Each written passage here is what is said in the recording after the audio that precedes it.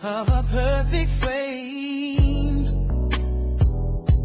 shadows of your smile will always remain, Beginners in love soon fades away. Oh baby, we go on. I will always long as I live, you will be my first love. Oh baby, you and only you. Long as I live, long as I live, you will be my first love. And I choose you again. I'm keeping no candy coated Valentine. Memories of you when you were mine. A tarnished ring on a tarnished chain. Times keep changing, come sun or rain. Long as I live, you will be my first love. My first love and my only love. Long as I live, long as I live, you will always be my, be my first love. See, as long as I live, I like you, baby. Sing to me. You'll always be my first love. You'll be mine, and I'll choose you again.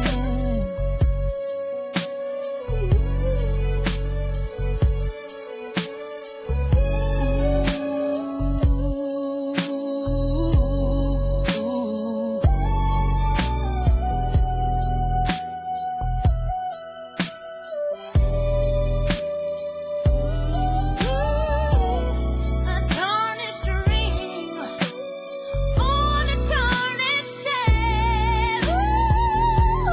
Time keeps changing, come sun or rain. Long as I live, long as I live, baby, yes. My first love, I'll always love you, baby.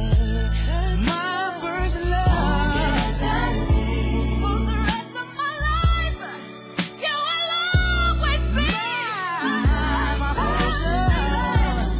Oh, lady, yeah, Kiki. Long as I live, oh yes, my first love.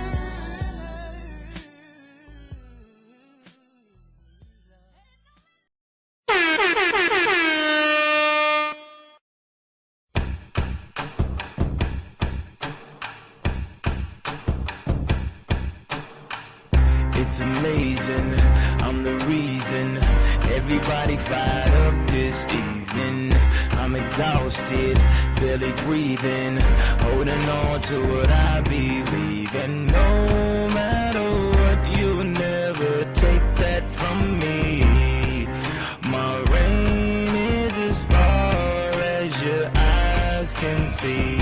It's amazing, so amazing, so amazing, so amazing.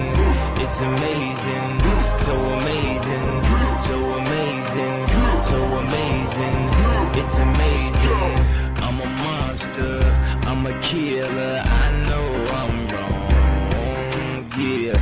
I'm a problem that'll never ever be solved. And no matter what, you'll never take that from me. My reign is as far as your eyes can see. It's amazing, so amazing, so amazing, so amazing.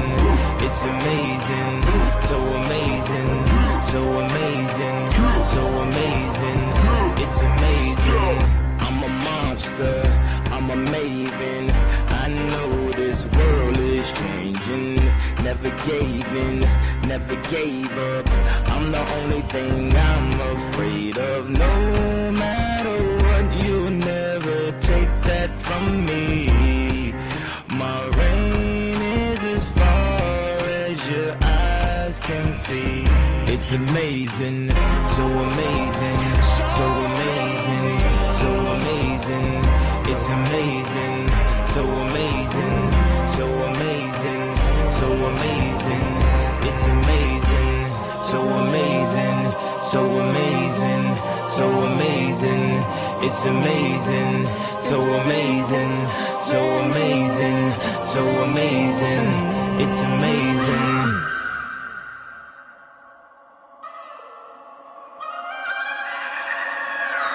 I'm amazing, yeah, I'm all that. If I ain't on my grind, then what you call that? Victorious, yeah, we warriors. We make history, strive all victory. Standing at my podium, I'm trying to watch my sodium. Die high blood pressure, either let the feds get you. I'm amazing, born on a full moon. I was bred to get it in, no spoon. That's why I'm so goon. Summertime, no Junes. Big family, small house, no room. They like, oh God, why he go so hard? Look what he's been through. He deserves an applause. So amazing, so amazing, so amazing. It's amazing, so amazing, so amazing, so amazing. It's amazing, so amazing, so amazing, so amazing. It's amazing, so amazing, so amazing, so amazing. It's amazing.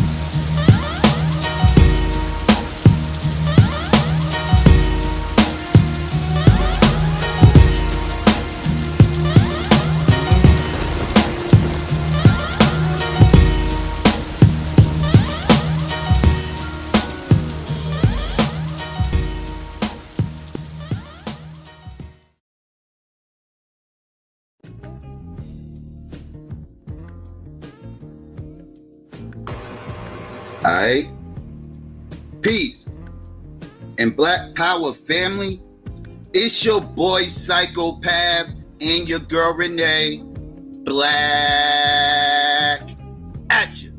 Now I mean, with another RBG pill show. What's really hood out there, family? Now I mean, let me get some shout outs out there and let me get some ones. Make sure y'all can hear me clear. I apologize for the first few minutes.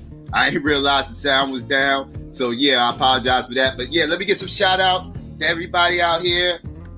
Let's see. Shout out to A. Hamilton. Shout out to Muchacha, Pookie, Albella, Hattie, Back to Love. Let's see. Asia Baz, Soup Bone, Nappy Yankee, JW, Nisi for Liberation Pieces. Let's see. Return of the Brother was good. Let's see. Who else? Take was going on. Who else came up in here? Hitting Tower was good. RP was going on, sis. And who else? Anybody else? The Chew, Lord Bell. Shout out to everybody else out there might be listening. If I forgot you, my bad. I'll be fucking up sometimes. But yeah, what's going on, Renee? How are you tonight? Hi, I'm good. How are you?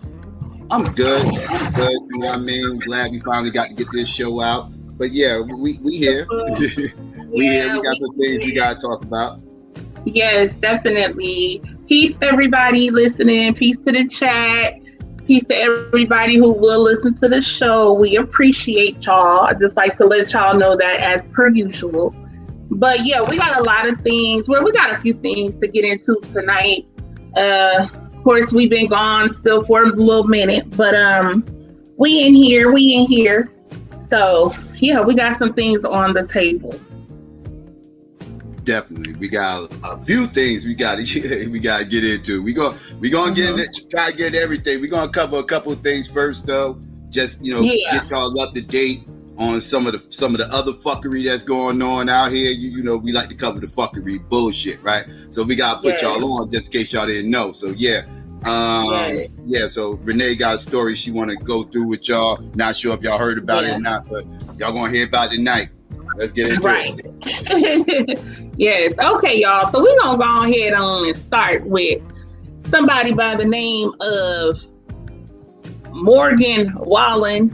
If you're not familiar, he's a country artist, a country singer. He kind of had some tumultuous past with a few things before in terms of like coronavirus stuff. He's of a certain mentality. The more, I guess you could definitely probably say the more Trump mentality, if you will. But when it comes to COVID, and I think he was supposed to do a performance with SNL and some stuff came out or whatever. So he's kind of had a little track record, if you will, of being a bad boy, I guess. But recently, a few things surfaced, or something specific surfaced, and so he's been in the news for that. This article comes from USA Today. Morgan Wallen used a racist slur, but his popularity is skyrocketing. How did we get here? Which I'm already triggered by that title. So yeah, but anyway, let's go on and get into it. So Morgan Wallen shook the country music world and the country when a recent video surfaced of him using a racist slur. In the video, he told a friend, quote, "Take care of this nigga," referring to another person he was with. "I used an unacceptable and inappropriate racial slur that I wish I could take back," Wallen said in a statement after the video was posted by TMZ. "There are no excuses to this type of language ever. I want to sincerely apologize for using the word. I promise to do better." He has since released a more detailed apology, met with Black organizations, y'all, and asked followers to stop defending him. After the TMZ video made waves, the condemnations poured in. The Academy of Country Music Awards halted Wallen's potential involvement and eligibility in this year's award cycle. The Country Music Association removed his digital content from their platforms. Big Loud Records suspended his recording contract with his agency. William Morris Endeavor dropped him. Some country artists like Mickey Guyton, Yola, Jason Isbell, and Maren Morris spoke out against him. I fully accept any penalties I'm facing. Morgan Wallen asked fans not to defend the racial slur. Thanks for helping out a good cause, Jason Isbell, donating Morgan Wallen royalties to Nashville NAACP. So I guess those are things people said. Anyway, but many in the industry remain silent. And data shows that Wallen's career is far from hurting. He's thriving. Wallen's streams and album sales spiked despite major radio players, iHeartMedia and Intercom, announcing his music will be taken out of rotation, according to data by Billboard and Rolling Stone. His position on Spotify's top streaming charts also saw an uptick since the incident. Wallen is absent from Spotify's premier country playlist, yet his songs remain on the platform. Last Tuesday, his popular song Wasted on You was ranked number 14 on the top 200 chart. But by Thursday, 2 days after the video was released, Wasted on You jumped to number 9. His Twitter following has also increased from 443,000 followers on February 2nd to about 471,000 on February 10th. Music industry insiders are already speculating on Wallen's eventual comeback, and plenty of fans are unabashedly supporting Wallen. This comes after the summer's Black Lives Matter protests, which inspired hundreds of thousands of Americans to take to the streets and spurred the biggest racial reckoning in our country since the Civil Rights Movement. It all begs the question, why is someone who used a racial slur suddenly the anti-cancel culture hero? Morgan Wallen is a symptom, not the disease. Josh Smith, co-owner of concert production company Banjos to Beats in Dallas, Texas, tells USA Today. The more the mainstream publicly pushes back on Wallen and others like him, the more power those who support his bigotry begin to feel. There have been calls for the country to grapple with racism and teach anti-racist behavior. Advocates say the country music industry must have a reckoning of its own. I'll read this real quick. Mickey Guyton, who's also a country singer, she said, when I read comments saying she got a little meme with Nene Leakes. When I read comments, this is not who we are, I laugh, because this is exactly who country music is. I've witnessed it for 10 goddamn years. You guys should just read some of the vile comments hurled at me on a daily basis. It's a cold, hard truth to find, but it is the truth. To face, but it is the truth. All right, Black country music star. Yeah, I just read that part. Why is Morgan Wallen's music still popular? Wallen's continued buzz comes down to a few things. The public controversy is sparking just sheer curiosity about his music among people who might not have known who he was before. Hannah Karp, Billboard's editorial director, tells USA Today. That's similar to when an artist dies. No matter who the artist was, that will often prompt a lot of streaming and sales of that artist, despite or sometimes because of any controversy associated with their life. His fans, meanwhile, are likely streaming him more now than before because they can't hear him on the radio. Some fans may be streaming him to simply show their support. Karp notes it's possible the sharp drop-off in airplay could eventually lead to a plateau or decline in streaming and sales. We need to sort of wait and see how things play out, Karp says. Incidents in country music are usually dealt with very quietly. Despite historic contributions from Black artists like the late country superstar Charlie Pride, racism in country music remains a heated discussion. Look at the way Mickey Guyton is treated. Singer-songwriter Autumn Rose says, the hate-filled comments she receives are not okay, but I don't see enough people in our country standing in solidarity with her. Lori Liebig, a Nashville music journalist and publicist, also says that Wallen's situation isn't about one artist. The Black Lives Matter movement has pushed concerns about social justice to the forefront of our culture, but it's still a very small amount of voices in the industry who are being vocal about change and embracing equality, she says. She says this is the first time she's seen an artist face consequences for such a slur, however. I don't think that your everyday country music listener necessarily knows how the industry works and how this is normally dealt with, but it's usually dealt with very quietly, if it's dealt with at all, she said. Wallen remained successful after weathering other controversies this year. I was telling you about that earlier. Despite his country music success, including a public intoxication and disorderly conduct arrest, as well as being caught partying maskless in the midst of a deadly pandemic. SNL canceled his scheduled performance after the partying debacle, but he returned several months later. Wallen said in his latest apology that he has been sober for 9 days. Okay. What can the industry learn from Morgan Wallen? It's almost over, y'all. The Black Music Action Coalition applauded the swift denunciation of Wallen's slur, but said there's more to be done. While we are heartened by this community endeavor, we know that there are deep-rooted racist practices and beliefs within the country music sphere, and the incident with Morgan Wallen is only one small example, according to the statement obtained by Variety and Billboard. There is much more to be done to continue to raise anti-racist awareness. Roe adds, country artists themselves need to be held accountable and not afraid of backlash if they speak up for something racist.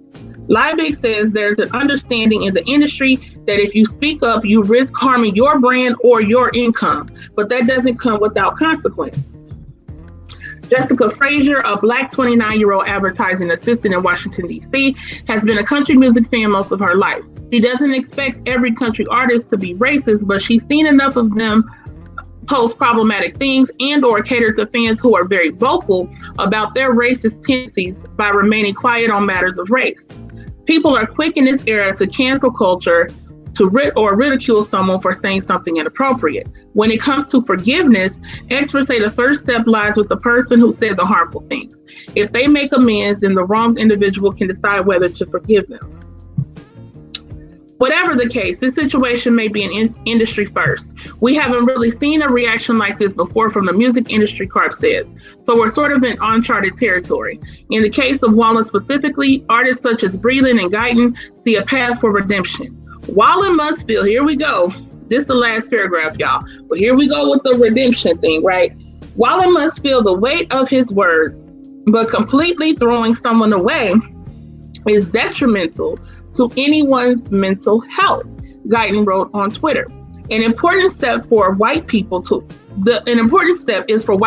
acknowledge their privilege. It's not Mickey Guyton's job to make us all pay attention to Black artists or talk about Black struggles, Liebig says. We as privileged white people in the industry have responsibility to pay attention to what we have and help the people that don't get that choice or they don't get that opportunity. All right, y'all. So that was a little bit lengthier article, if you will, on the whole Morgan Wallen situation. And I mean, to me, this article was really an over-analysis.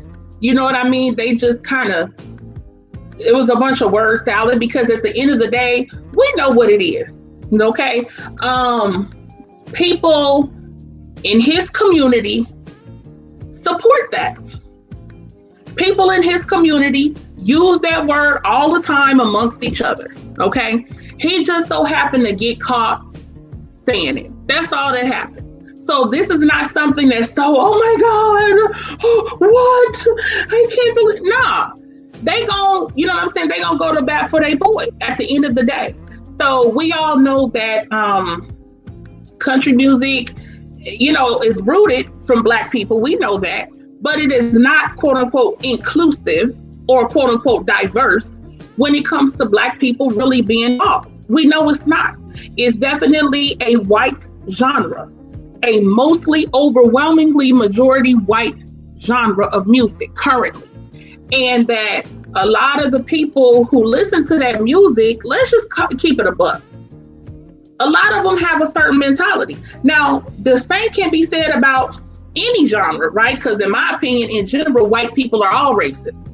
However, I think that the people who tend to be the country fans tend to be the people who are more overtly racist than probably some white people who may be fans of other types of music. They may try to play theirs off a little bit better, but it's still the same underneath. So, we don't really need to philosophize why his sales went up, why he's getting support, why he gained followers. We know what it is. They like, look, we gonna hold them down. And I just want to say this real quick before I throw to Psycho about the cancel culture thing. First of all, me and Psycho been talking about this. They got that from Black people. Like Psycho was saying the other day, this whole idea of cancel culture came from Black people. We're the ones who, Black Twitter specifically, who started canceling people when anti-Black rhetoric was coming out about different celebrities, music artists, etc. But, you know, the whole cancel culture thing, it's really not a thing. Can we just admit that? It's really not a thing. Because all it really boils down to is people talk about that person for a little while. After that, you know, some time passed, you know, things kind of go back to what they were. Cancel culture is really not canceling people. It's really not canceling people. And it's especially not canceling white people. Okay? They may come out and do their, oh, well, you know, I shouldn't have said that. I wasn't sensitive. But you said it, though. So you only have sympathy for saying it because you got caught saying it. Otherwise, you wouldn't have said it. So that's disingenuous. People run around hashtagging the person and talking bad about the person and doing exposed videos, and we do streams about it or whatever. But at the end of the day, these people remain. And the people that supported them usually come back around supporting them. They continue supporting them. Or in cases like this, you will get even more support because now people really want to get down with you because they like, yeah, it's good you saying nigger. That's right. White people should be allowed to say nigger.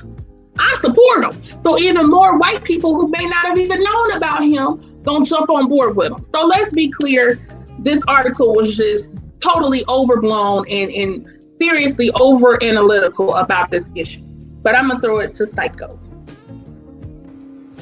Yeah, that was prime example of a lot of things that we always discussed, you know, where these people act like, you know, like, oh my goodness, you know, like,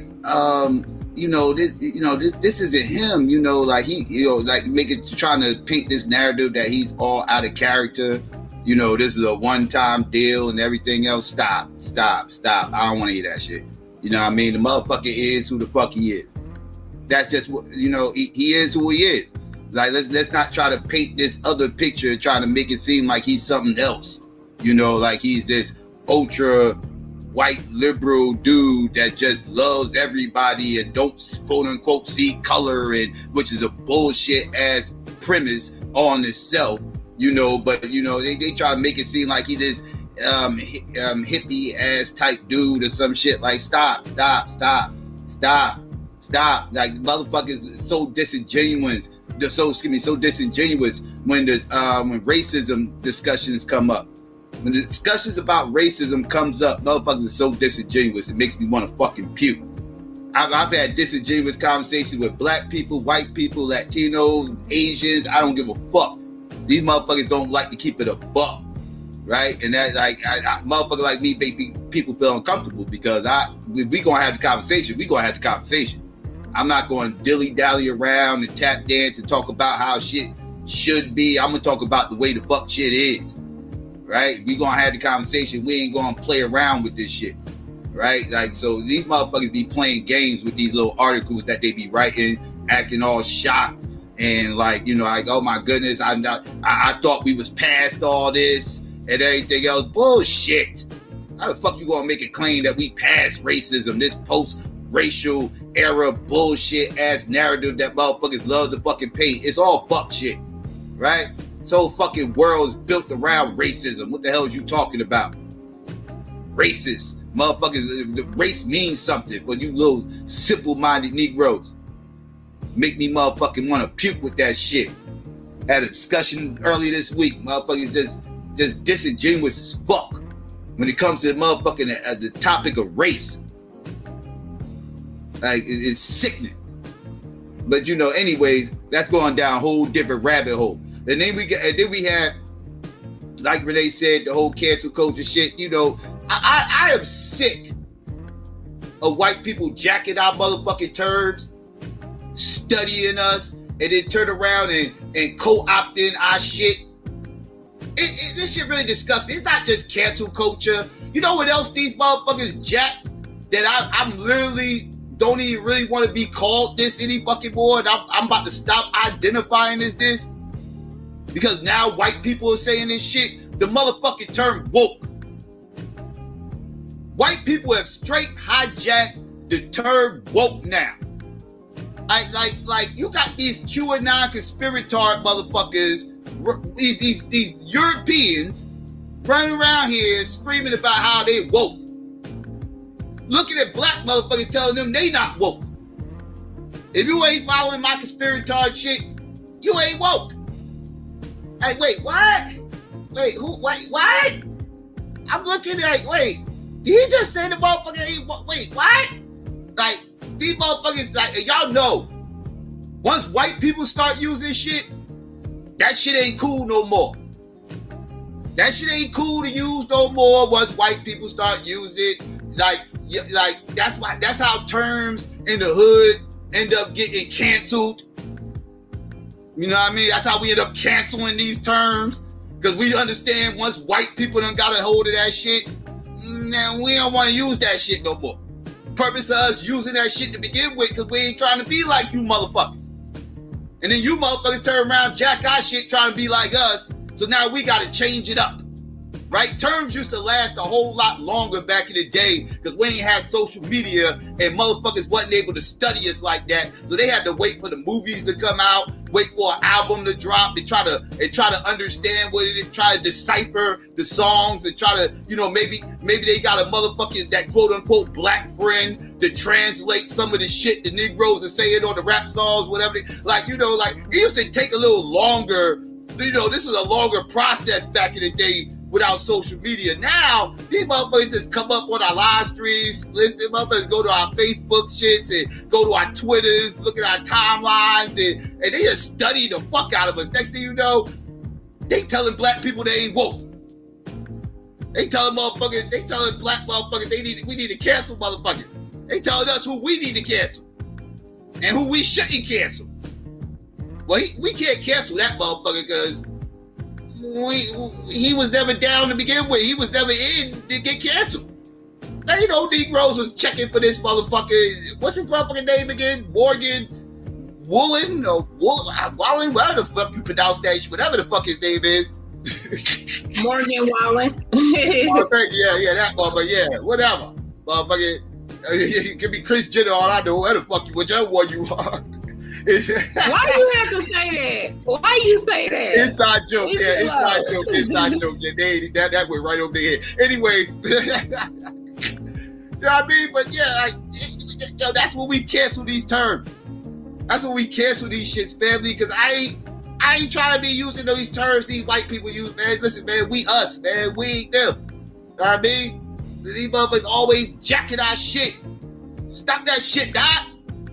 Goddamn conspiracy nuts. Yeah, I blame you black conspirators for this one. The woke shit, the cancel shit, that's them just, you know, that's them watching too many motherfucking Breakfast Club videos, right? Them watching too many Breakfast Club videos is how they end up jacking and studying black Twitter. That's how they ended up, you know, getting the whole cancel shit. No, but the woke shit, I'm blaming you black conspirators for that one. Because you the motherfuckers out there fucking slob knobbing with those fucking Europeans throwing around the term woke and everything else, and now they think that's some in shit to say, and now these motherfuckers running around here talking about they woke, and I blame you motherfuckers. You know what I mean? Speaking of conspirators, did you motherfuckers see that big batshit crazy fucking Mike Lindell motherfucker? And you see that motherfucker recently, Renee? I forgot to ask you that shit. What do you do now? Oh, that bad shit crazy. Oh, I gotta show you. Oh, yeah, this motherfucker. He was on some motherfucking news shit. What's that right wing shit he was on? News something. Newsmax. What's the name of it again? Newsmax, that's it. He was on Newsmax. This batshit crazy motherfucker was on Newsmax, and this motherfucker sat up there and was having an interview with the motherfuckers, right? And you know, they getting sued by... Oh, yeah. I seen that.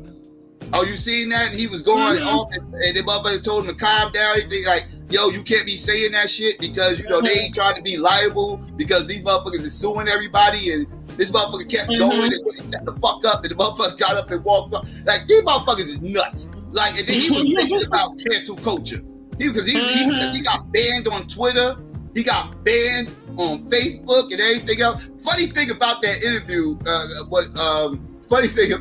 saw another interview with this motherfucker where this motherfucker was trying to back up these claims about the voting fraud shit and everything else sounded crazy as fuck. And the motherfucker, I think it might have been Anderson Cooper, might be that fruitcake. But he sat up there, he said some funny shit. The motherfucker's like, he looked at the My Pillow guys and said, how do you sleep at night? And I sat up there and chuckled my ass off. Like, how you gonna ask the My Pillow guy, how do you sleep at night? With my pillow. I know, like, just the irony of that. I know what he meant when he said that, but the irony of him saying that to the My Pillow guy, like, how do you sleep at night? Yeah. Like, with a Q&A pillow, with a Q&A My Pillow. I mean, my bad, family. I just kind of reared off, but that shit, like, he was bitching about that cancel culture shit too, though, right? Because he had got canceled on Twitter and all that shit. He was crying about that cancel shit. You know what I mean? Little bitch ass motherfucker. And these motherfuckers, like, and speaking of him, and no, let's not forget him and Ricky Schroeder, batshit. He another batshit crazy motherfucker. They motherfucking cake for fucking Kyle Rittenhouse, bailing him out. Another situation where white supremacists stick together and these motherfuckers are all going to ban under that white supremacist ideology. These motherfuckers, like, that cancel culture with them motherfuckers, that shit only work on the liberal side of things. Them other motherfuckers going to embrace that motherfucker. They going to flood his motherfucking GoFundMes. They going to buy up all the records. They going to go to all the concerts. They going to do all that shit. Like, you know what I mean? Like, this is what the fuck they do. You know what I mean? So, like I was saying, like, it's crazy, but, you know, this is what they do. They all stick up for each other. So this ain't, like, this ain't new shit. You know what I'm saying, family? Like, so, they talking this cancel shit, bullshit. The motherfuckers who's talking that cancel shit wasn't listening to that motherfucker anyway. They wasn't listening to that motherfucker anyway. Let's not kid ourselves. Country music is not black music no more. Country music ain't been black music my entire life.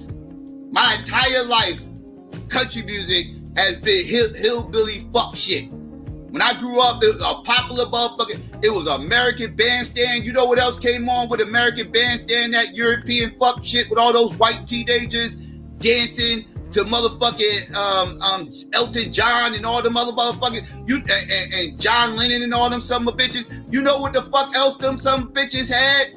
That was very popular when I was really, really young. A show called Hee Haw.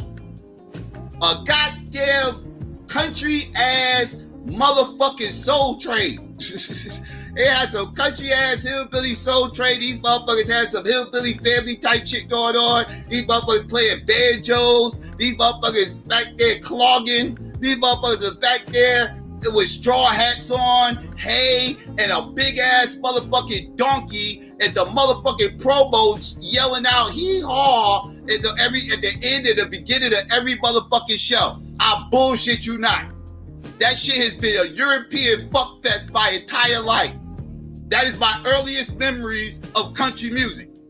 My earliest memories of country music ain't got shit to do with the black. I know the history of country music. I know it comes from black music, and I know R&B stems from country music and gospel. I get it, but in my lifetime, this has always been a bunch of racist ass European country ass redneck fuck shit, and it still is.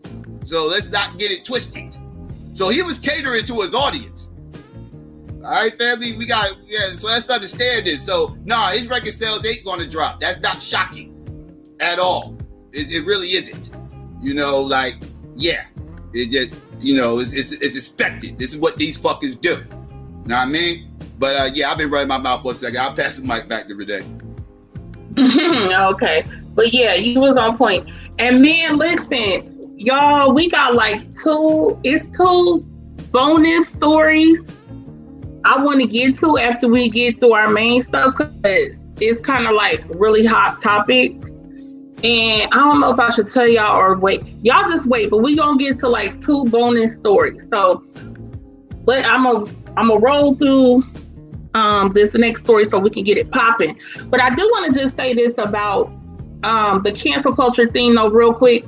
While I feel like at the end of the day, does it really pan out to really be productive? That's highly questionable. However, I do feel it's important for Black people to call out anti-Black BS, period. One of the things that white supremacy loves from us is for us to suffer in silence. And so when there is anti-Black rhetoric, no matter who it's from, when it's from other people or whether it's from other races or whether it's from other Black people, anti-Blackness needs to be called out. It needs to be spoken on. It needs to be addressed.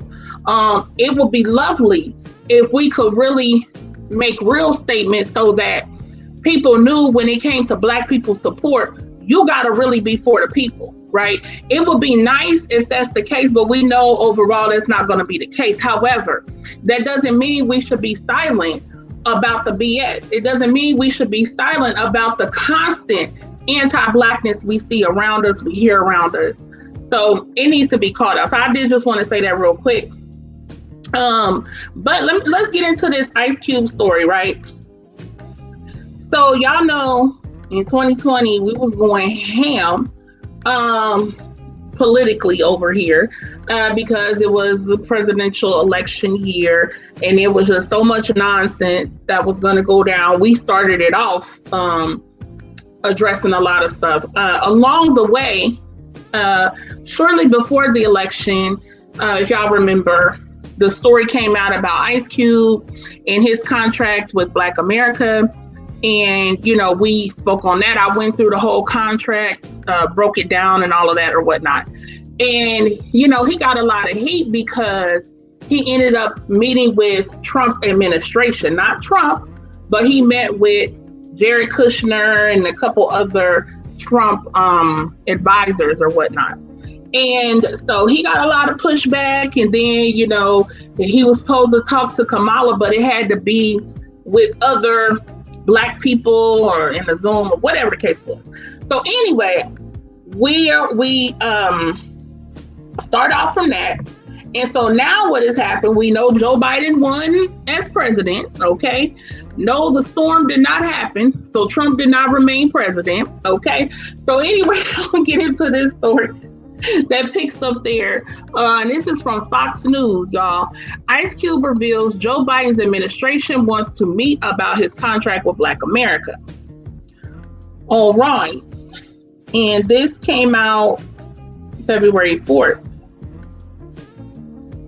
All right. Ice Cube is reportedly going to meet with Joe Biden's administration to further his contract with Black Americans. The rapper and actor has been pushing the contract he developed with several experts, asking for politicians to back changes to things like banking, policing, and more that he believes will have a direct, immediate, and positive impact on the Black community in America. Cube was previously criticized for working with the Trump administration, but noted at the time that he plans to work with both sides of the aisle to push his agenda. Cube sat down for an interview with Ryan Cameron for his radio show, Magic ATL, Wednesday, where he revealed that the Biden administration made good on its promise to work with Cube after the election. Unfortunately, he didn't have many details about the meeting as he and the White House are still in the planning stages. However, he notes that he hopes it will happen within the month. The STAR's plan is to make the chat a face-to-face meeting so he can bring experts into the conversation. In his contract with Black America, Ice Cube asks politicians for banking, police, and prison reform, elimination of all Confederate statues, federal funding of, quote, baby bonds starting with $1,000 at birth, among other reforms such as reparations to support the Black community in order to earn, quote, support of the Black vote. That's right. Whether a Democrat or Republican is in the White House, they're still not looking at our agenda in the right way, he told the host. So it doesn't matter. We still have to get them to acknowledge and remedy our situation in the right way. Cube spoke to the Daily Show host, Trevor Noah, prior to the election about the backlash he faced for working with the Trump administration. I put out a plan. Both campaigns wanted to talk to me about it, and I was eager to talk to both campaigns. I'm done playing this politic game, joining sides, he told the host at the time.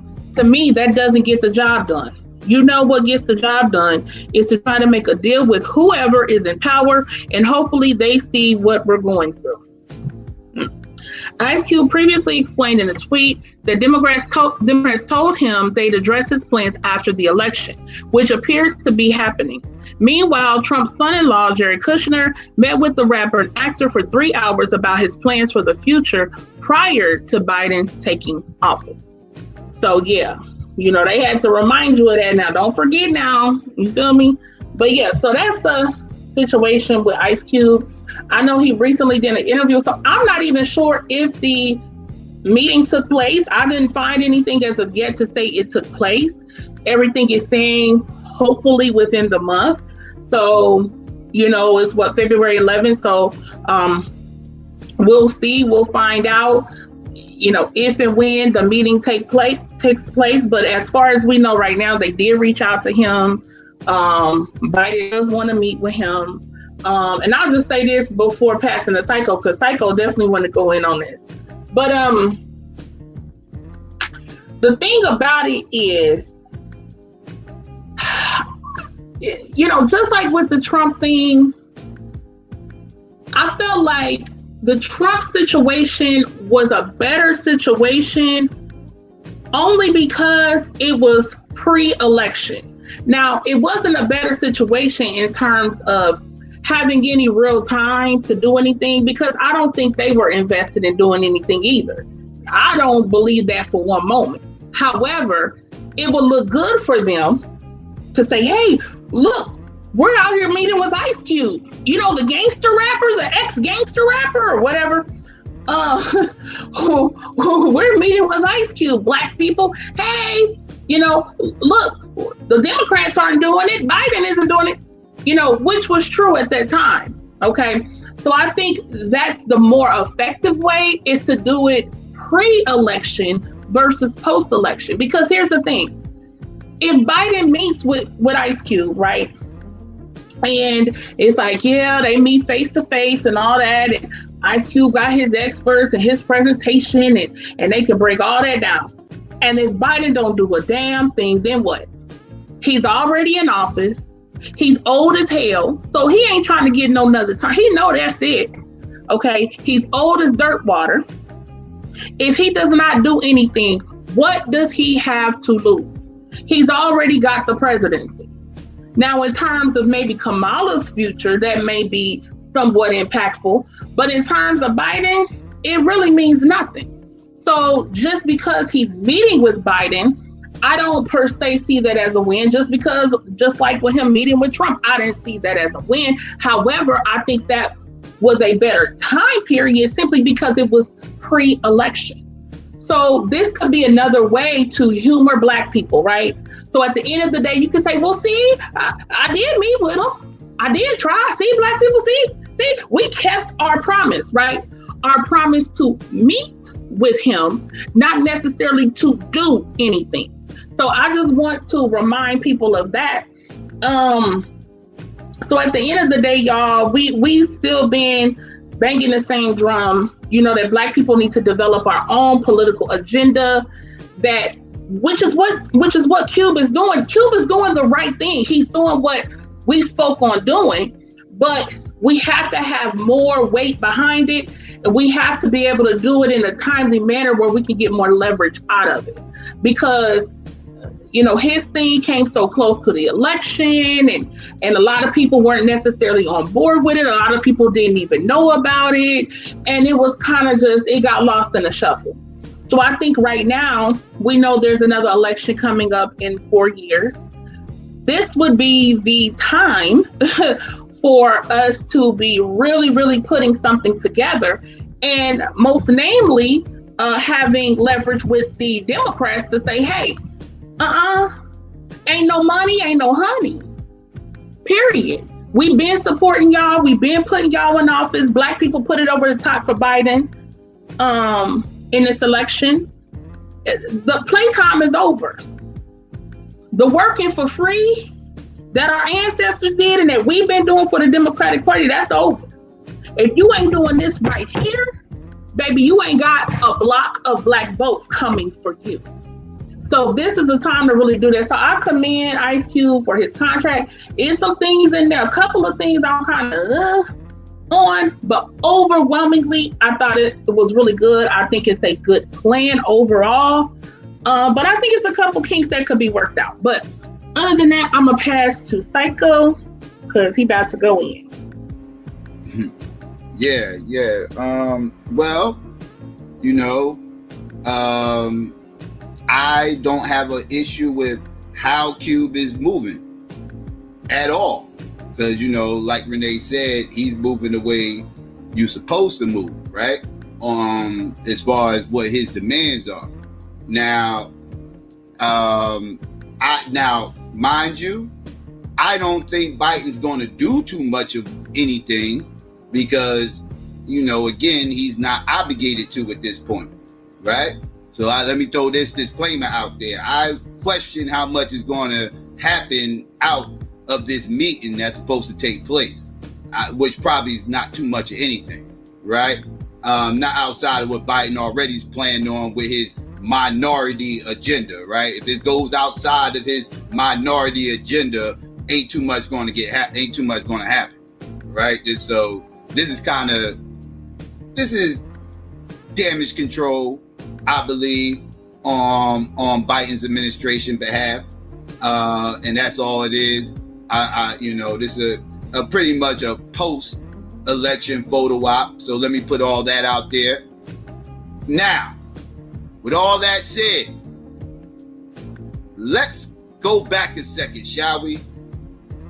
Because I recall before the election, Ice Cube refused to give his public support to either party, right? He said this publicly multiple times. His contract for Black America is a nonpartisan contract. He don't have no allegiance with either party. Whatever party's willing to talk to him, that's who he's going to talk to. He's willing to talk to whoever is in power. He tried to talk to the Democrats. The Democrats said not to after the election. Right? Right. Now, mind you, they is willing to talk to him after the election. But why wouldn't they talk to him before the election? Because before the election, they would actually have to promise him something. Now it's after the election, they can talk to him and don't have to promise him shit. It's merely a photo op. Right? So he wasn't with it. He was like, this is bullshit. I ain't with it. Tried to get him on a Zoom call with like 12 other MCs, you know, and producers and all this other entertainers and shit like that. They ain't got nothing to do with what Cube got going on. Right? So he wasn't feeling that shit. Like, nah, I ain't interested in all that silly shit. I'm serious about this shit. Right? I don't want no photo ops. I ain't trying to pledge my allegiance to Biden and Harris campaign and none of this other fuck shit you trying to get me to do. I ain't interested. Right? If you're serious, you talk to me by myself before the election. They didn't want to do that. Right? Because then they would have to take him serious and start promising him things. So they passed into Donald Trump administration. They heard about all this. They was interested in talking to him. Hear what he had to say. So Q said, fuck it, y'all want to talk? Let's talk. He didn't talk to Donald Trump directly, talk to somebody in his administration. motherfuckers lost their fucking minds. These leftists out here, these shields, these, oh my goodness, these SJW motherfucking nut hugging, tree hugging, I can't stand you. You motherfuckers. You motherfuckers. You party first motherfuckers. You motherfuckers that somehow or another think you gotta be a Democrat to be about black, to be pro-black or some craziness like that. You motherfuckers lost your fucking shit. Y'all attacked him religiously. Y'all talk shit. Y'all accused him of being a Trump supporter, even though he kept telling you motherfuckers he wasn't. Y'all didn't care. Y'all threw y'all tinfoil hats on, and you motherfuckers got on your own conspiratorial shit, and y'all made up your own conspiracies about how Q done aligned himself with MAGA. Y'all's photoshopping pictures, dragging them on fucking YouTube, dragging them on Twitter. Losing y'all fucking minds. But guess what Mr. Trump supporter just motherfucking did? Mr. MAGA hat wearing, Mr. Photoshop MAGA hat wearing, Mr. Allegedly Trump supporting, right-wing woke motherfucker. This all that shit y'all claimed him to be. That motherfucker just turned around and met with Joe Biden. Why did he meet with Joe Biden? Because he said he's willing to meet with whoever is in power. But guess what? If Donald Trump would have won and he met with Donald Trump, you motherfuckers would have been calling him a Trump supporter. Don't tell me you wouldn't, because you would. That's what you called him before. So why you fuckers ain't on y'all soapbox calling him a Biden supporter right now? Huh? Answer that for me, leftists. You butthurt shields. Answer that question for me. Why ain't Ice Cube being accused of being a Biden supporter right now? I don't hear none of you motherfuckers even talking about this shit, much less accusing him of being a leftist. How come your logic only applies one way? How come he meets with Trump administration, not Donald Trump, but his administration, not his whole administration, but a person from his administration, he is somehow or another a Trump supporter. But if Ice Cube goes out to meet with Joe Biden himself,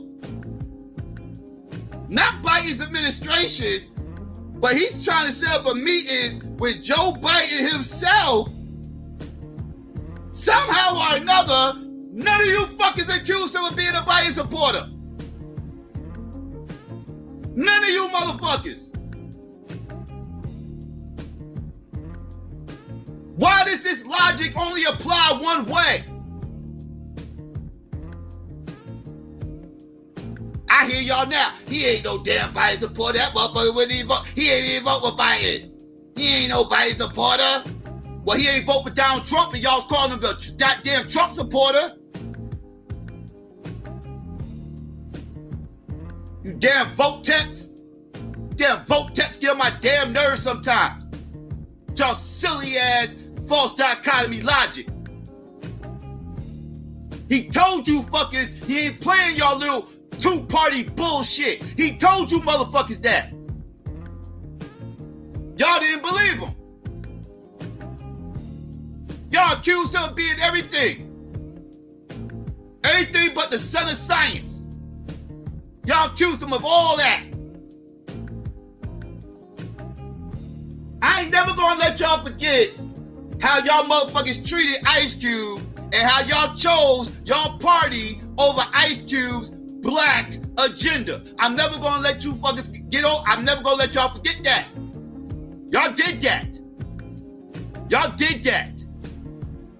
Y'all put y'all party in front of a black agenda that was nonpartisan and attacked that man. And attacked that man because he didn't support your party. And accused him of supporting some other party. Y'all slandered that man. That's what y'all did. Now I would love to hear some retractions out there. I know I won't, but I would love to hear it.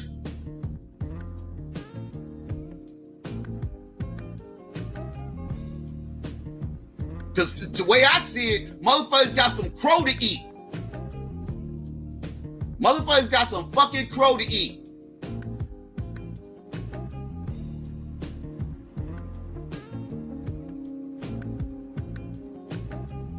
Shit ain't about no party. Fuck that party shit.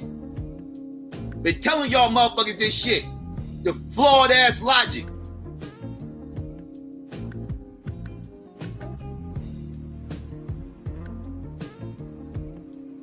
Get that shit together, man. Once y'all realize that shit, we can get some fucking where. Then we can play politics. Ice Cube is playing chess. You motherfuckers back there playing checkers, mad at him that he don't want to double jump, and he want to check these motherfuckers in 5 moves. You motherfuckers looking for double jumps. And y'all mad. Let me know when y'all want to play chess. It's a chess game. Y'all ain't playing this shit right. Y'all got the right board, wrong fucking pieces.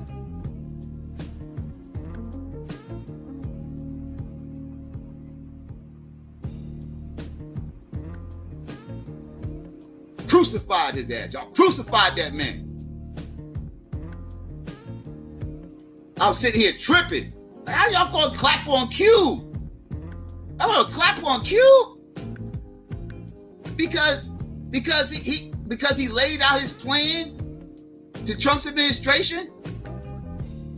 He ain't do what Lil Wayne did, smiling all up in motherfuckers' faces with fucking American flags draped around him. I mean, y'all treated him like he was Lil Wayne. Y'all treated him like he was motherfucking Kanye. Like y'all really treated him like that. And they had SNL skits, Saturday Night Live skits, all the time. It was green light. It was green light on cue. He got crucified. Hung out to dry.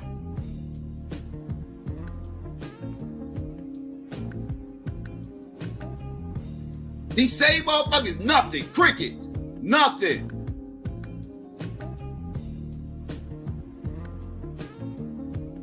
Crazy. Anyways, I'll pass the mic back to Renee.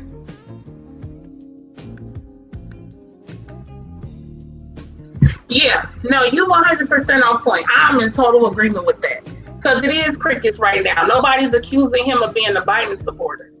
And like we've been saying for years now, we should not be supporting any political party or any political candidates unless and until our agenda is met and prioritized, period. If that's not happening, we shouldn't be going to bat for any politician. That's our stance over here. We've been attacked by both sides. We had people when we went in and go in on Biden and Kamala, people telling us we pro-Trump. When we go in on Trump, people telling us we pro-Biden. And the problem is, again, it's difficult for people to understand that you don't have to be either or.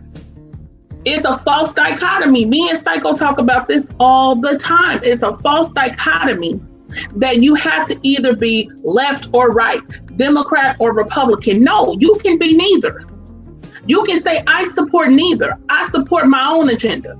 And whomever is going to support that agenda, then they may be worthy of Black votes and Black support. But ultimately, it's not about a political party. It's not about a specific politician. And I want to address this real quick before we move on. I made a statement before, made a post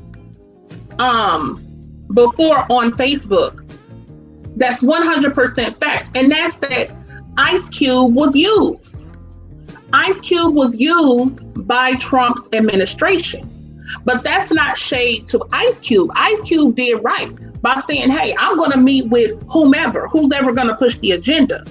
Trump's administration used him because the woman who posted about it, Ice Cube said he don't even know this woman. He never met this woman. And she's from Trump's administration, one of his advisors. And she promoted that President Trump met with Cube. And he's instituting things from Ice Cube's contract with Black America. No, that's not what happened. Ice Cube never met with Trump. Ice Cube never went to the White House. He met separately with Jared Kushner and a couple of other people from Trump's cabinet, or not even from his cabinet, but associated. And Ice Cube's, I think one of his business partners is friends with Jared Kushner. So that's how that meeting took place. But they tried to represent it at the time, like Fox News and on Twitter and all of that at the time, that Ice Cube was, quote, working with the Trump administration. No, even in that article from Fox News, they tried to say Ice Cube was working with them. No, he was not working with them. He's saying, hey, this is what the agenda is. What are y'all gonna do about it? So there was a misrepresentation of what happened, and that was for their own political advantage, so that they can say, hey, Black people, see, we're meeting with them. The Democrats wouldn't even meet, right? But in all actuality, Trump never met with them. He's never met Trump. So that was misleading. That was misrepresented and mischaracterized. However, that's no shade on Ice Cube. Ice Cube did exactly what he should be doing. Now, they took it and put a spin on it and added some stuff in there. And that's one of the reasons you had a lot more people trying to attack him too, saying he's a Trump supporter, because the Trump administration tried to frame it as if that's what it was. Ice Cube was like, nah, this is the agenda. What y'all gonna do about this? I'm willing to meet with you or you. I'm willing to meet with both of y'all. And whoever is gonna push it through, that's who should get the support. But they try to make it like Ice Cube is down with Trump. They misrepresented it and tried to use it for their political gain. That is not an attack on Ice Cube. Period. Ice Cube is 100% on point with what he did. It's not about political parties. It's not about politicians. It's about who's going to do what we need them to do. Period. And that's how you get our support. So I just wanted to clarify that for somebody in the chat, and that's it. If people, when we move on to the next story, don't keep reiterating nothing I clearly explained from point A. If you don't have comprehension, that's your problem. Don't come in here with no mess. We blocking in 2021, period. We blocking. So when we move to the next story, don't come in here with that mess today. The Trump administration used Ice Cube. They misrepresented what happened. Ice Cube was on point. They did what they did and put a spin on it and try to act like Trump was working with Trump. That Cube was working with Trump. When Cube ain't never met him, and Cube was like, hey, this is my contract. What's up with it? So anyway, let's move on, because we got audio that Psycho's gonna play for our next story. Y'all, because I don't even, Psycho, did we even get a chance to talk about we talked about it on your Wake and Bake, but we never did the actual show. No, we never got a chance to do the actual show or whatever. Okay. That's why I ended up touching on it on my Wake and Bake. But yeah, we're gonna get even more into it today, because we have a response. We had a response the other day, and we kind of want to get to it. But yeah, I also want to remind people, as a segue, you go from Ice Cube to this. Let's not forget, we about to talk about these Fox Soul weirdos over here. We about to get on these weirdos, but before we do, let's not forget, Ice Cube made an appearance on this Fox Soul Cocktail with the Queen show, and let's not forget what happened with these silly motherfuckers said. I care about what's in this contract with Black America for women, and it's not. We're not mentioned at all in the contract with Black America. And I want to know. I mean, when you mention black people, you mentioning black women. So don't count yourself out. No, that's not true. That's like administration said that when they black people is not black women. Black women are not included in black people. No, Come on, ladies. but that's like you saying. That's like when the president says minorities, then he's including black people. But we all know that that's not the case. Remember that dumb shit, family? Remember that weirdo shit? These little silly birds. Remember when they attacked Ice Cube? They were some of the people that attacked Cube and started talking about how Cube excluded black women and how we got to talk about black women because black women is not a part of black people. Remember that shit, family? Black women are not a part of black people. They're not part of black people. Like, what? Like, what? This is the type of shit Cube had to deal with. This is the type of shit these weirdos did to Cube. This type of shit, weirdo shit you motherfuckers did. Attacking him saying the dumbest shit on the planet. That made absolutely no sense. None. Fuck. But yeah, you know, I just had to segue into that because that's what we about to get on. We got to get on these weirdos right here. We need to get on these weirdos who had Kiki Wyatt. Y'all should be familiar with the Yeah. Wait, real quick. I'm sorry. Before you play that, let me just say this right here. The definition of people, right? Human beings in general or considered collectively the men, women, and children of a particular nation, community, or ethnic group. I'm done. Who are you arguing with in the chat? I can't see. I don't know who you're arguing with. No, I'm giving a definition of people. They said black women are black people. Oh, okay. Right. My fault. Oh, man, okay. My fault. I apologize. Give me a second.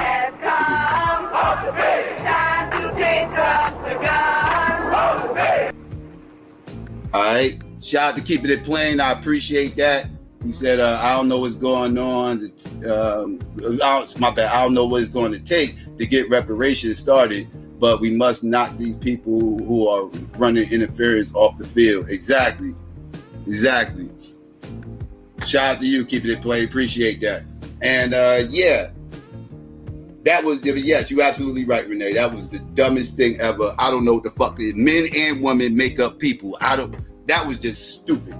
But yeah, family, we about to get into this audio. We gonna review this audio real quick. You know what I mean? And we're going to go ahead and we're going to run down this Kiki Wyatt situation where, you know, like I said, I covered this on the Wake and Bake, what happened. You can go back and listen to that if you're not familiar with the original story, but get the little skinny. She was on somewhere. She was on a live stream somewhere, Clubhouse. I don't know where the fuck she was at, Instagram, somewhere. And she was on there with some homosexuals, and she called one of the black homosexuals a monkey. And that stirred up the hornet's nest, and people started calling her racist, started calling her out for not being black and making these wild ass terms, saying these wild ass terms and everything else. And then she started talking about how biracials are oppressed, and black people are the ones oppressing them, and all this other little silly ass nonsense that, you know, we kind of addressed on the Wake and Bake. And then she turned around and she got on this Fox Soul show and with these same dumb birds, right? And they started clucking and losing their minds. And I'm gonna go ahead and just let y'all hear this, and we're gonna go ahead and we're gonna get into it and we're gonna review this. All right, so let's get into it, family, shall we?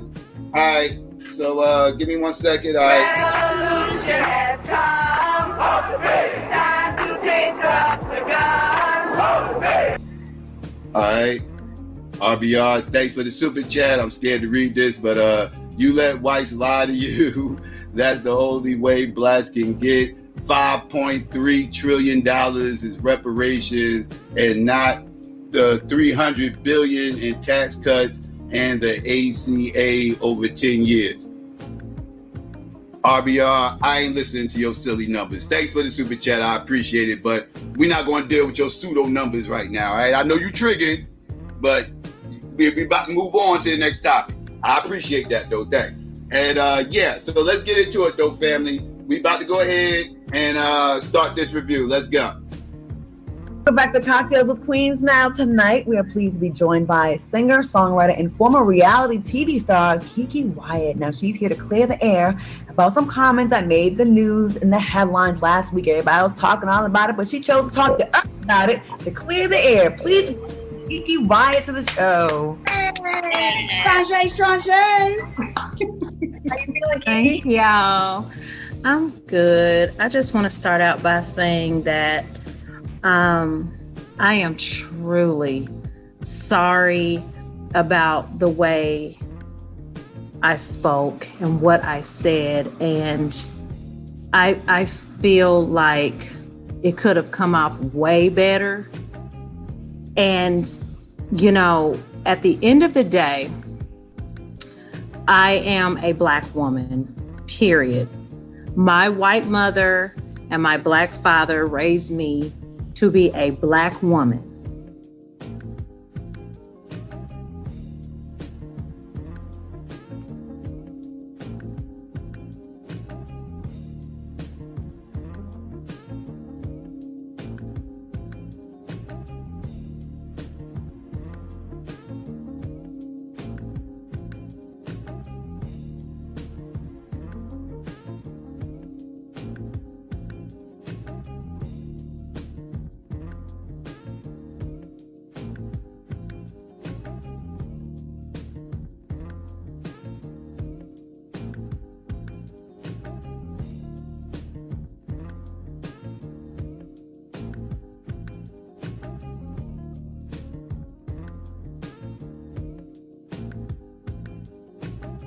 It's only background music. It's no audio.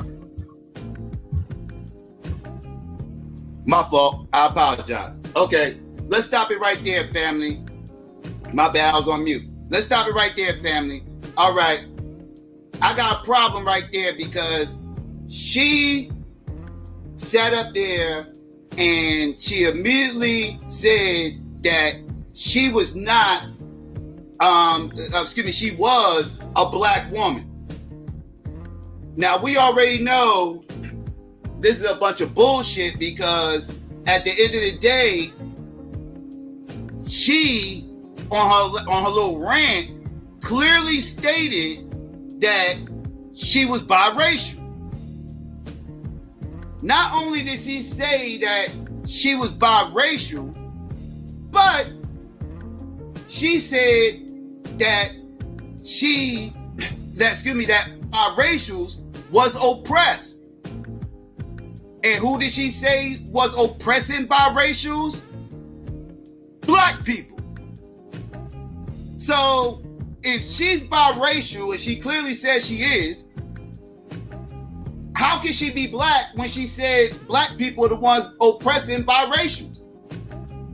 Make that shit make sense, right? And how can your white mother raise you to be a Black woman? You need to explain that part as well. How in the fuck can you make the claim that you are Black and your white mother raised you that way? Bullshit. What does your white mother know about being Black? Better yet, a Black woman. I'm already insulted a minute into this motherfucking video.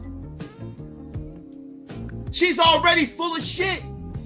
You cannot, You cannot separate yourself from black people in a rant and then turn around days later after you got all this backlash and start identifying as black now because it's convenient. This is what these mulattoes do. They claim blackness when it's convenient. And then you turn around about, hey, get the fuck out of here. You want to say something real quick before I start back up, Renee? Yeah, that's just some BS. You know what I'm saying? I don't know how the hell a white woman can raise a black queen or raise a black woman. What kind of bullshit is that? Ultimately, let me say this real quick before you start playing the other part. Ultimately, your white mammy is telling you, you ain't me. Your white mama is telling you, you ain't me and you can't be me. Period.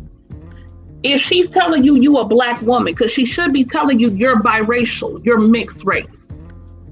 You're not a black woman, and she cannot raise you to be a black woman. She can only raise you to be what she is. And she's a white woman and your daddy's supposed to be black or what, a Native American, whatever. Because really, if y'all remember, if y'all was here Saturday on Psycho's Wake and Bake when I read the article, and it was from 2009, I think, with Essence, I believe. And she was saying that she would actually be considered a quadroon, y'all. Because she claims that her mom's white, we know her mom's white, and that her dad is supposedly black or African American and Native American. So essentially, you a damn quadroon. So how in the hell is a white mama gonna raise a damn quadroon to be a black woman? But anyway, carry on. All right. So let's get this. We're going to go back a little bit, family. My bad. But that right there triggered me from the beginning. We're going to try to listen a little bit further right now, but let's go. About the way I spoke and what I said. And I feel like it could have come off way better. And, you know, at the end of the day, I am a black woman, period. My white mother and my black father raised me to be a black woman, period. Hands down. I don't not identify with my mother because that's my mama. But at the end of the day, she raised me as a black queen. My mother told me, you are a beautiful black queen. You live in America, baby. That's a good thing.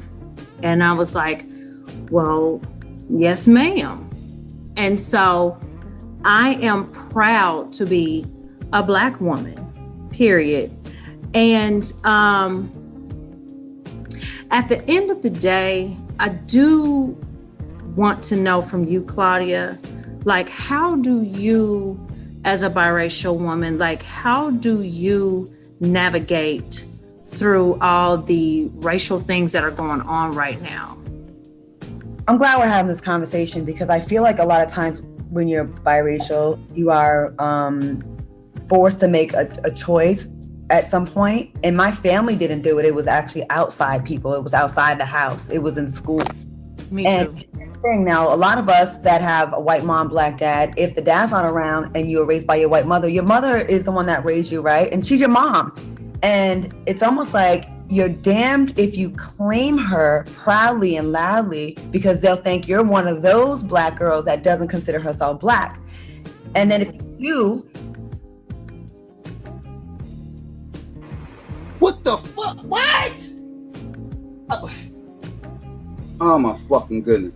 Did Claudia Jordan just say, if I don't claim my white mother, then they're going to look at me as one of those black girls who don't think they're black? Wait, what? You're not black, Claudia. You mean one of those biracials who don't call themselves black? Is that what you mean, Claudia? Because you just called yourself biracial and then you turn around and call yourself black. Which one is it? You fuckers are confused. Y'all want to jump in and out like this double dutch. No, motherfucker. No. You claim that white mother. I want you to claim her. You claim her loud and proud. Say it loud. That's your mother and you're proud. Say it. Rep her and rep your fact that you're biracial. Because of her. She's the reason why you're biracial. She's the reason why you're not black. And I want you to embrace her. And I want you to embrace your biracialness. Stop conflating shit. Getting fucking triggered. My bad. Let's get back to this shit. You're damned if you claim her proudly and loudly because they'll think you're one of those black girls that doesn't consider herself black. And then if you, and for me, it made me be like, I'm super extra pro-black. I was in the gospel choir, the Black Student Alliance. I went to the Million Man March. I OD'd with it because I'm like, I feel like I had to constantly prove my blackness. Like I almost had to disown publicly my mom, and that's not right.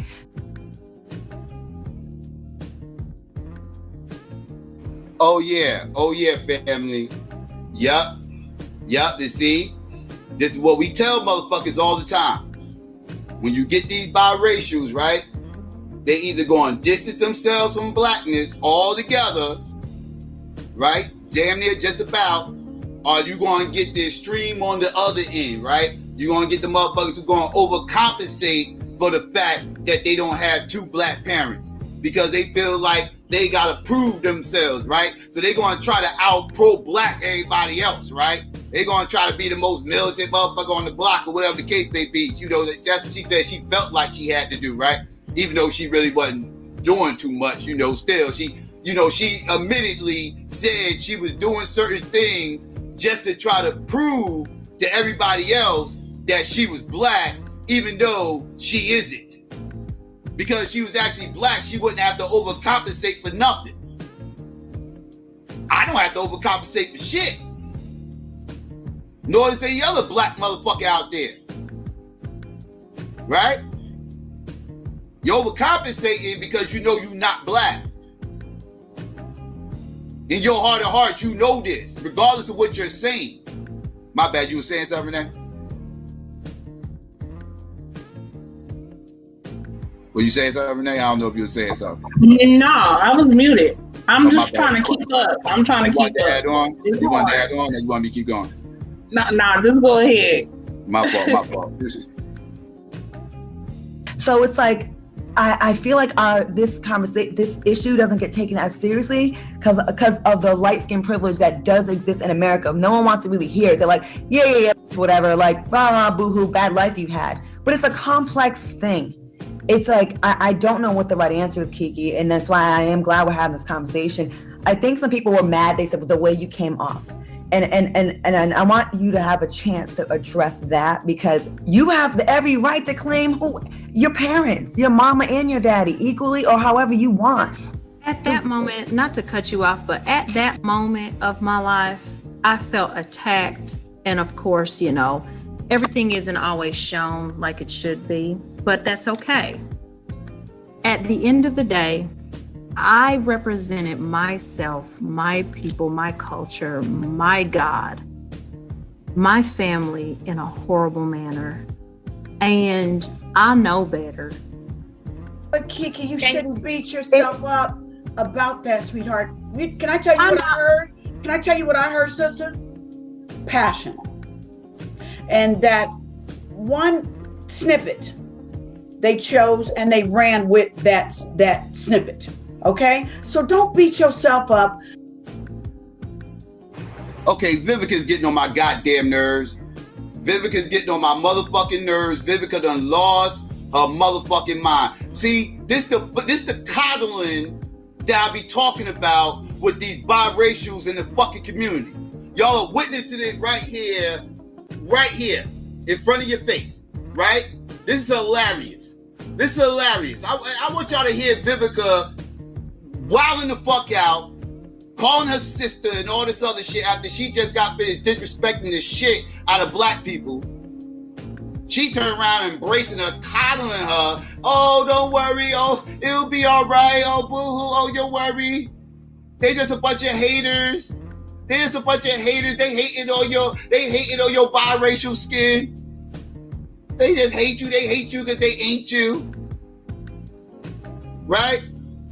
Vivica's the motherfucking, Vivica's the brown and the brown and dark skinned girl who always caping for her light skinned friend and shit. Is always caping for her fucking light skinned friend. Always jumping in the way, taking bullets for her. That's who Vivica is. She that chick. That's who she is. Let's get into it. For my culture, my God, my family in a horrible manner. And I know better. But Kiki, you shouldn't beat yourself up about that, sweetheart. Can I tell you what I heard? Can I tell you what I heard, sister? Passion. And that one snippet they chose and they ran with that snippet. Okay? So don't beat yourself up about, I mean, how long you been a star, girl? Forever. Can sing your ass off. And for one moment, they caught somebody, made you mad, and you, because you still, as you said, you're a sister. So you gave it to them. They took that one snippet and ran with it. Don't beat yourself up for just that, Kiki. Please don't. But I understand that what you're showing now is remorse. You know what I mean? Yes. And it's absolutely bad, you know. Yeah. It's refreshing because when we make those mistakes, or we at least take an L, or at least we say that, right. Oh, no, you guys didn't see it all. Here, let me add to it. That's what the people want to know and want to see. And I think that that's what I respect, is for you coming on here saying, well, no, let me clear it up. What I'd like to know is that you said that you felt attacked. I'd like for you to elaborate on that, because a lot of bloggers, a lot of DJs, VJs, a lot of journalists and all of that, they do that to us. You know what I mean? And then they spew out all this stuff, and then we get a little bit of time to count down on what we got to say, and then it comes out like that because that was the beginning of what you were going to say. So what do you mean that you felt attacked? What were they saying and doing to make you feel like you were under attack? You already know. You already know. Like, at the end of the day, I forget that I'm famous, okay? Lena knows me. She knows me inside and out. I forget that I'm famous. And because to me, I'm just Kitara Siobhan, as she calls me always. You heard what she said to me. I forget that part. And I don't realize that they're only going to do this much and not this much. And I allowed myself to be tricked into the trick bag, which is okay. I know better than that. And I know better than to come off the way that I came off. And first of all, I'm God's child. I am a woman of God, and I know better. Okay. Second, y'all are all celebrities. Y'all know how it could be a 20-minute thing and they only gonna play the 2 minutes that you was a mess. But you said you felt like you were under attack. I did, but at the end of the day, I was attacking as well. So the fact that I was attacking as well, I want to apologize. And, you know, it did not come off right. Kiki, did you feel like you got set up? I think that's basically what Lisa Ray is wanting to say to you. No, I was going to get all the way to it because she ain't answering my question really. No, but what I'm saying, Lisa Ray, is that... Shout out to Lisa Ray for putting her foot on her fucking neck and keeping it there. Because Lisa was like, hold up, wait. Vivica, stop. Don't talk for me. I know. I said what I said, and she actually didn't answer my question. So I'm gonna ask this question again, because this is like my fourth time. It's like my fourth time asking this shit, and you still ain't answering. You gonna answer this question or no? So shout out to Lisa for keeping her foot on her neck, because she buck danced all around her question, and Vivica was about to move on to the next thing. She's like, nah, hold up now. Don't speak for me, Vivica. I know that's your light-skinned friend. I know you ready to windmill. Calm down. Let me keep my foot on her neck real quick. But my bad, let's get back into it.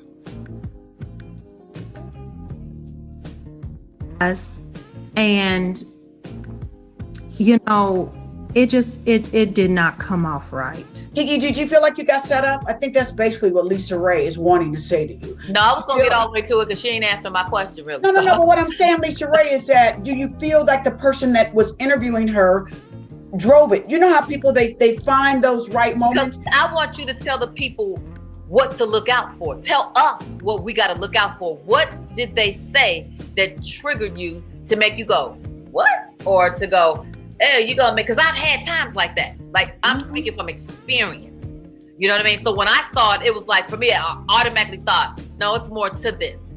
You could ask Vivica. I was talking about it with her yesterday. I said, no, it's something more to this. And she wasn't able to add whatever. She was more like, well, hold on, y'all, hold up a minute. Lie, you know what I mean? So what I just want the specifics of what was it that the moment before you said Black people not the only one who've been attacked, and then you said Black people made me feel like shit, white people made me feel like shit. Like, was there something that like triggered that, like that moment? I think that's fair to say that you probably ain't gonna interview with them again because you like, I don't need to interview ever. Right. Good. So what did they say? What did they say that made you just boom? To be honest, y'all, I just really don't want to rehash it because. Okay, that's understandable. This dumb bird turned around and said, to be honest, y'all, I really don't want to rehash this. Okay, then why the fuck are you on this goddamn show if you don't want to rehash this, you dumb bird? Huh? What the fuck? I mean, literally the title of this shit says Kiki Wyatt apologizes for her comments and speaks on biracial struggles and blah, blah, blah, blah, blah. And then they get you up on here, ask you about the situation, and somehow or another you on here doing damage control, but somehow don't want to rehash it. How the fuck does that even work? If it wasn't for that situation, you wouldn't be on here right now. When nobody cared. Can't be fucking serious. My bad, family. Let's get back into it. Black people made me feel like shit, white people made me feel like shit. Like, was there something that like triggered that, like that moment? I think that's fair to say that you probably ain't gonna interview with them again because you like, I don't need to interview ever. Right. Good. So what did they say? What did they say that made you just boom? To be honest, y'all, I just really don't want to rehash it because. Okay, that's understandable. Because if I do, I'm gonna start crying, and I don't want to start crying. You ain't the last one, the first one. Same thing. We women, we understand tears, and they understand tears. Because let's be honest. Oh boy, here come the biracial tears. Clear it up. And so yes, because I love who I am as a woman. I don't feel like I should have to explain myself. I just, y'all. It's okay, baby. It's okay. I was speaking from personal experiences. And I'm doing my best. I'll say that much. I just want to learn more about like everything. But there has never been a road that has been clear for biracial people.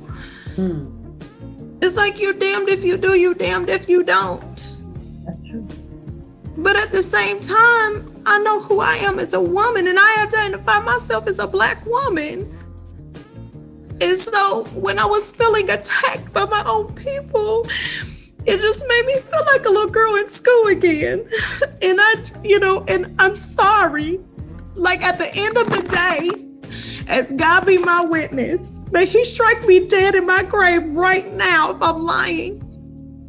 I love who I am. It took a long time to understand who I am. And Lena, we don't have this conversation a lot of times. About to make me cry, and this about to take me out of here because I already know what you already know.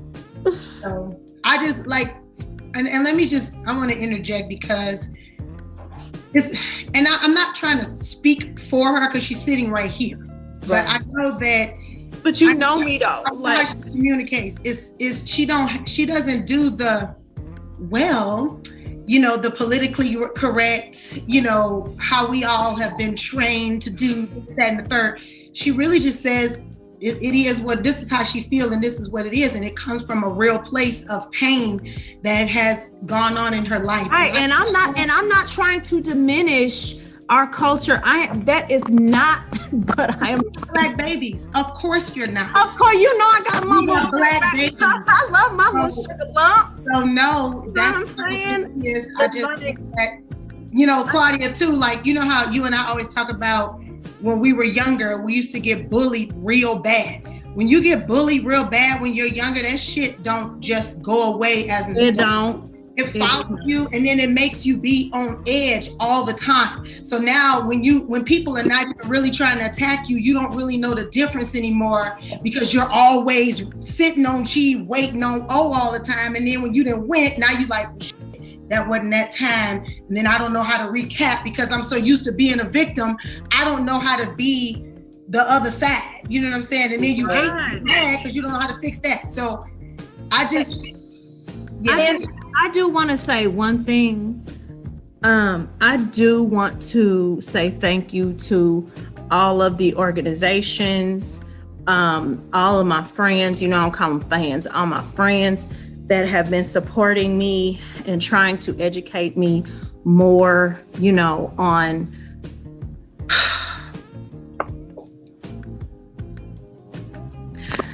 y'all know what I'm trying to say. I'm gonna jump in, Selena. I'm gonna jump in, Kiki, with you, and I don't want to speak for you because I feel like it's easy to do that because we want to save you, right?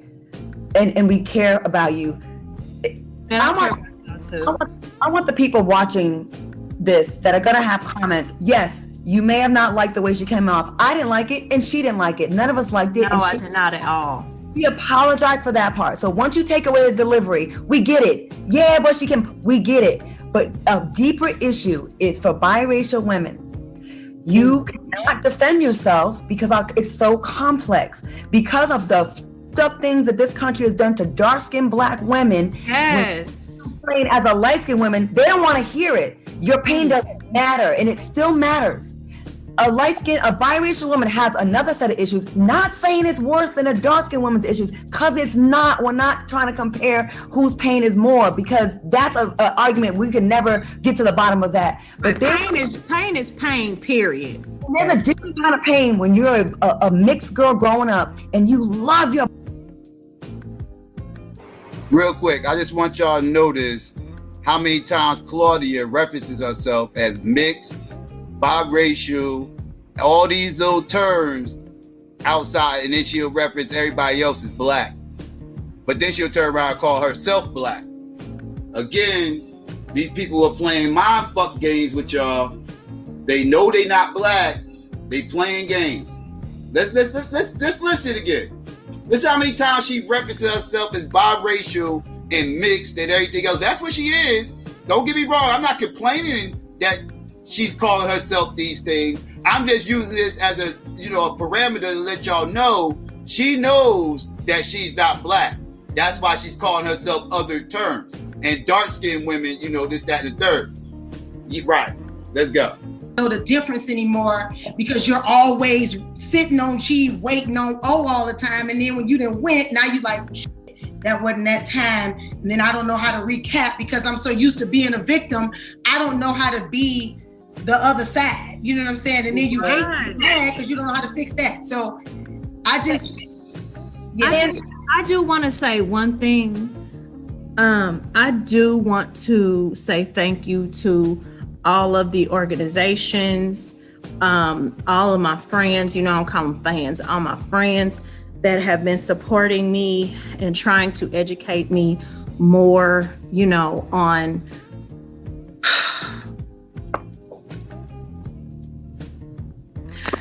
y'all know what I'm trying to say. I'm gonna jump in, Selena. I'm gonna jump in, Kiki, with you, and I don't want to speak for you because I feel like it's easy to do that because we want to save you, right? And we care about you.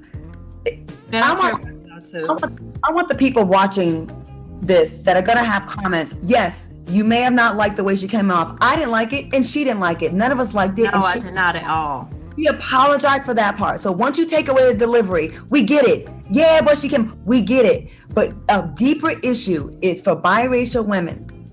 You cannot defend yourself because it's so complex. Because of the up things that this country has done to dark-skinned Black women. Yes. When as a light-skinned woman, they don't want to hear it. Your pain doesn't matter, and it still matters.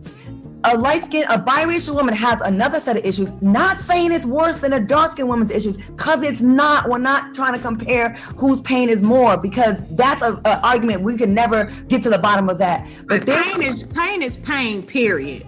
There's a different kind of pain when you're a mixed girl growing up and you love your Black daddy and you love your Black family, and when you go try to get down, you ain't with us, you a white girl, go over there, and then you go over to the white people, they're like, you nigger, they're like, get away from us, and then you're like, okay, well, let me go more to the Black side because they weren't as mean as that side, and then you still get kicked down, and then when you get older, you understand where some of that pain comes from, because America has done this to us. America has made dark-skinned folks resent light-skinned folks, and light-skinned folks feel like they're better than dark-skinned folks, and all of it's bullshit. All of it's bullshit about Black people. The lightest Black person and the darkest Black person is still to these white racist motherfuckers that got us doing this to each other. I'm sorry, I'm not, but it's true. Stop it. You got biracial people that are pro-Black and for us that we kicking out, and then we celebrate a white woman that could dance or got ass more than a light-skinned or a biracial Black woman. That's dumb. Y'all dumb for that. It's stupid. It's dumb. We're Black. And stop kicking people out of our team. You're kicking people off our team. Period. Here we go. We're kicking people off our team. We're shrinking our numbers. Oh, fuck. We're going to get into all that. I'm going to let this finish playing. Let's go. I'm sorry. I'm sorry. You just kept it real.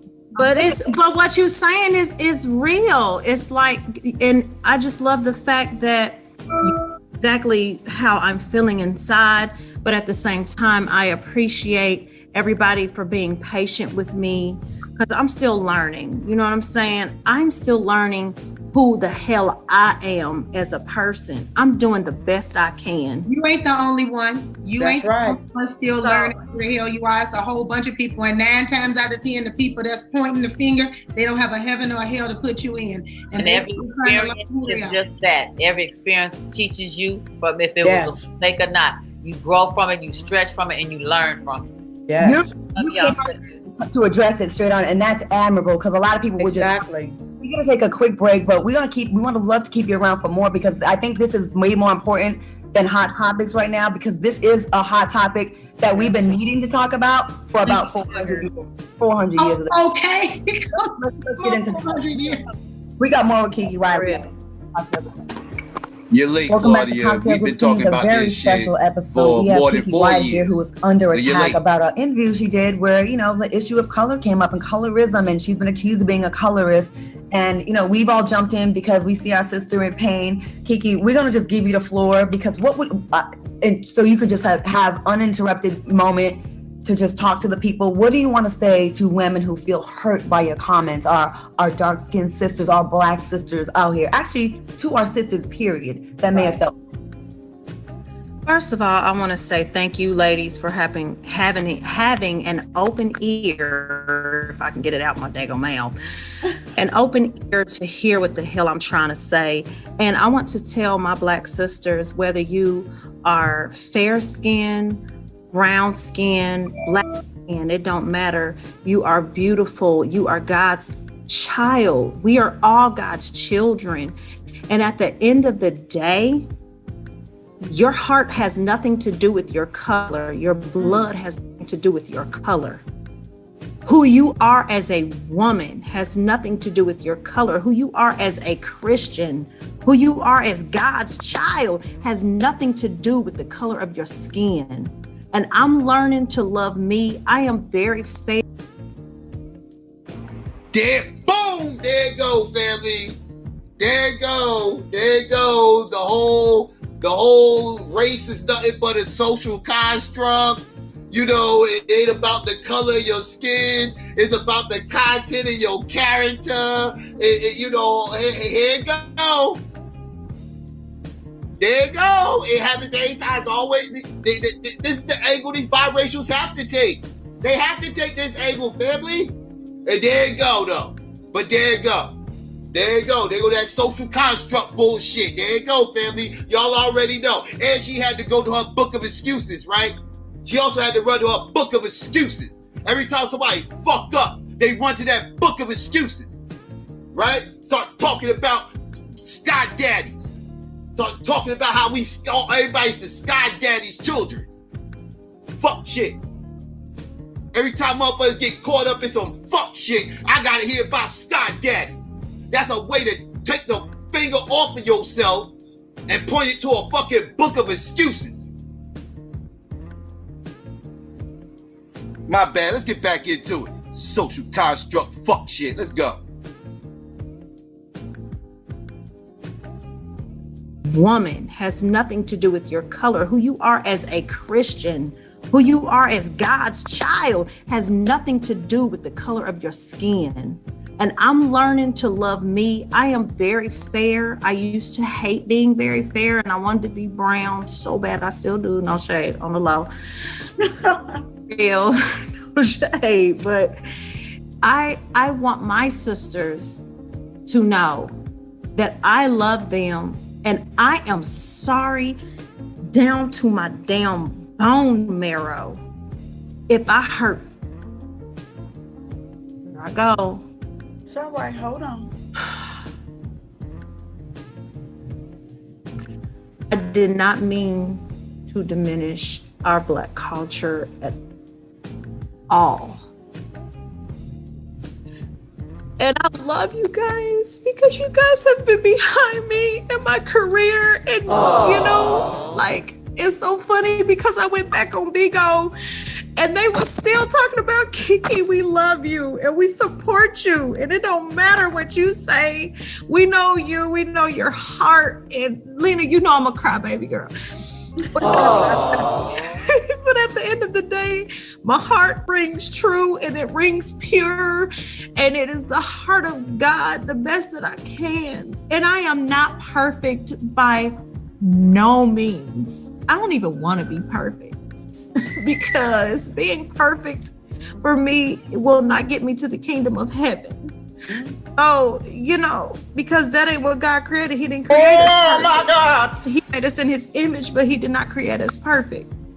So I love having to fight for my right to love people regardless. And at the end of the day, the way that I came off was trifling.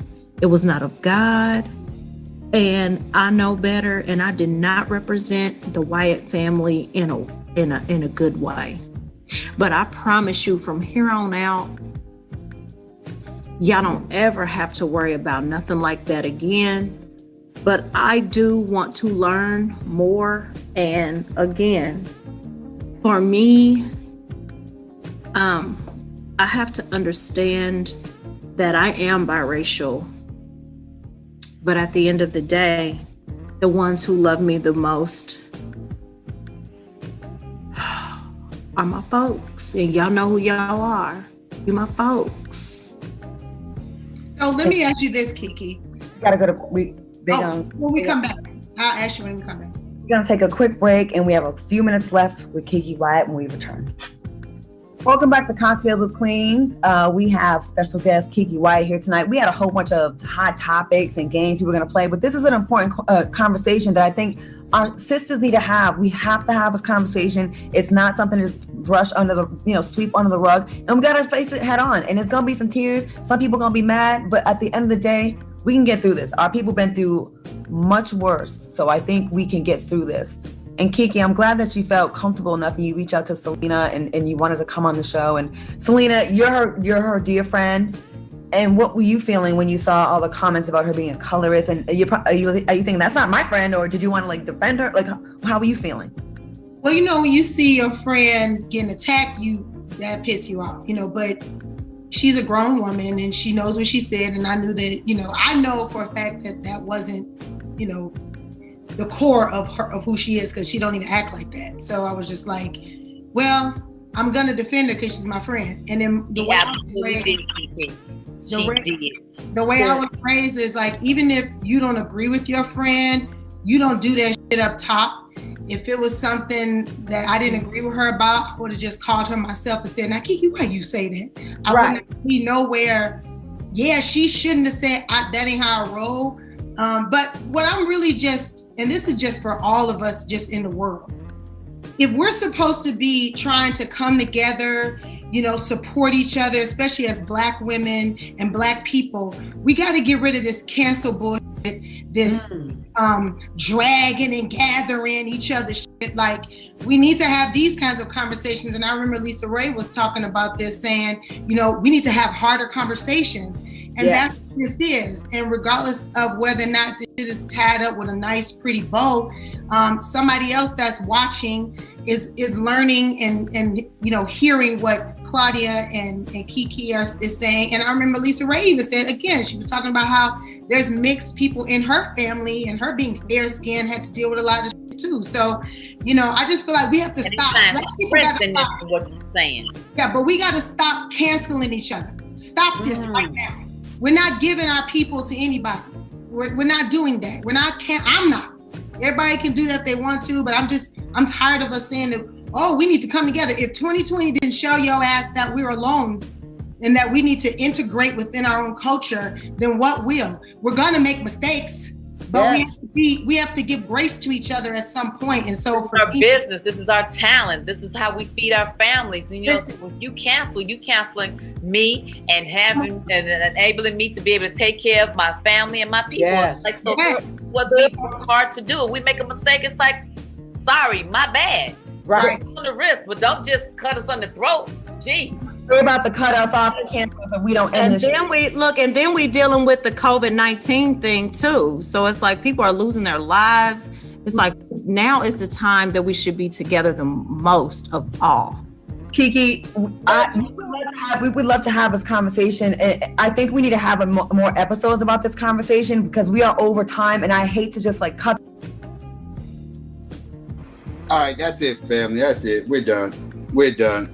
Nah, I mean, so yeah, y'all got to hear that fuck shit that triggered the hell out of me when I first heard it and shit. Renee also got triggered. I'm gonna go ahead and let her talk because she ain't say too much. I was pretty much running my mouth. So I'm gonna go ahead and let Renee chime in on all the fuck shit she heard because I know she probably taking notes, knowing Renee. Stop it! You don't know me. Why was I just about to come on here and say y'all was taking my notes? Wow, yeah. So Psycho knows me very well, y'all. I've been taking notes. Mimi, Selena Johnson is Chad Ochocinco's sister. All right, so let's get into this, right? Because speaking of Selena Johnson, she said toward the end of the whole thing, she said, we need to have hard conversations. Well, guess what? We about to. Okay, you want a hard conversation? Sis? Okay. So this is about to be a master class right here. Me and Psycho have been talking about this for years. I know I have gone up against for years I've spoken on this issue. And I remember probably like 2 years ago, it may have been 2 years ago, or a year and a half, something like that. We did a show called The Biracial Problem. And it was a show on Doja Cat. And the biracial problem is exactly what leads to all of this mess right here. Here's the thing, and I want to first start with Black people. This is a prime example of why we say there needs to be a clear definition of who is Black.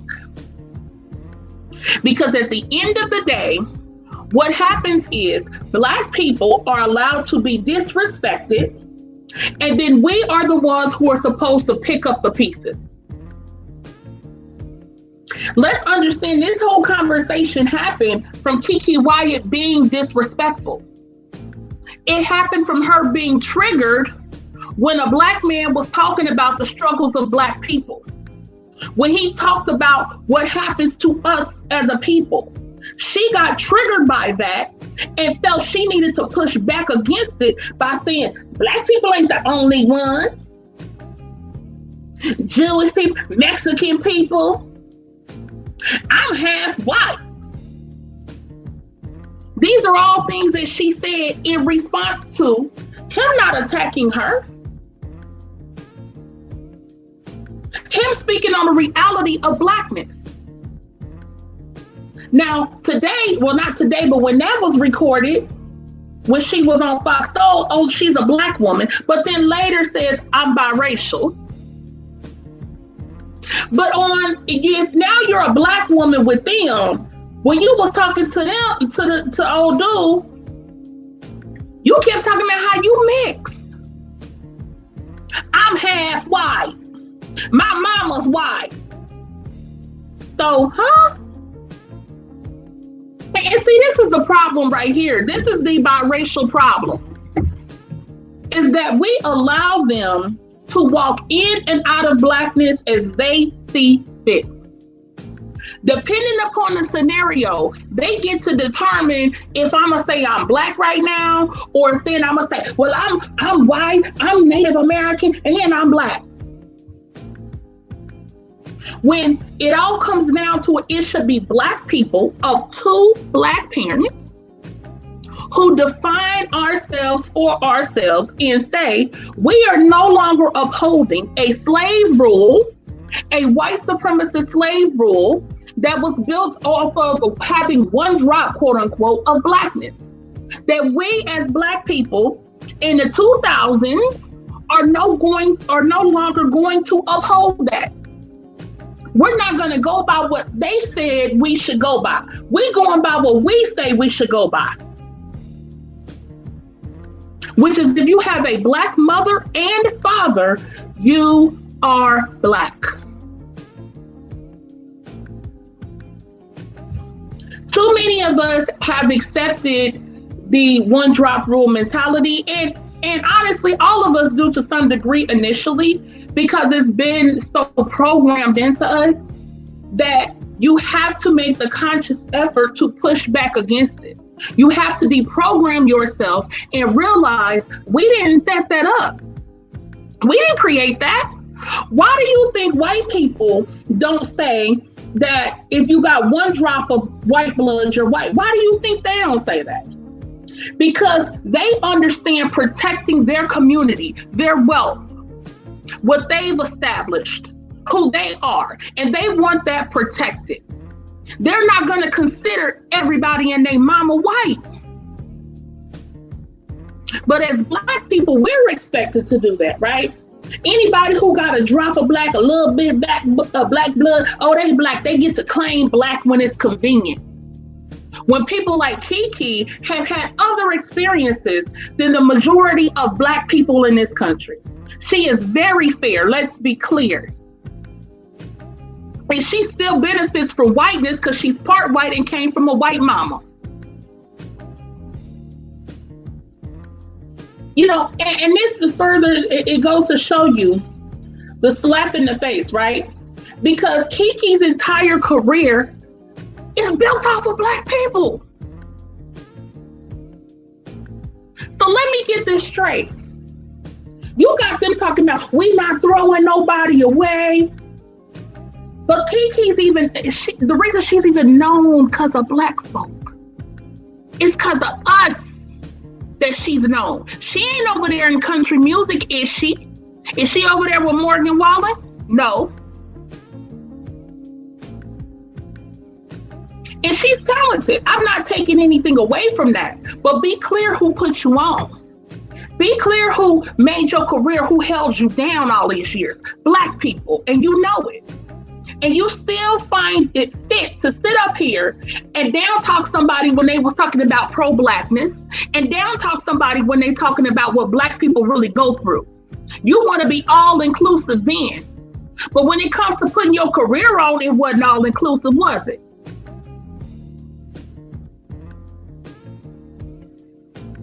This is another thing I want y'all to notice, right?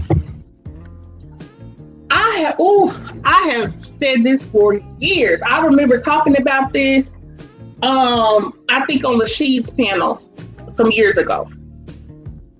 But if you notice, a lot of times, biracial people, okay, they speak out about their hardships, but it's always in response to Black people speaking out about ours.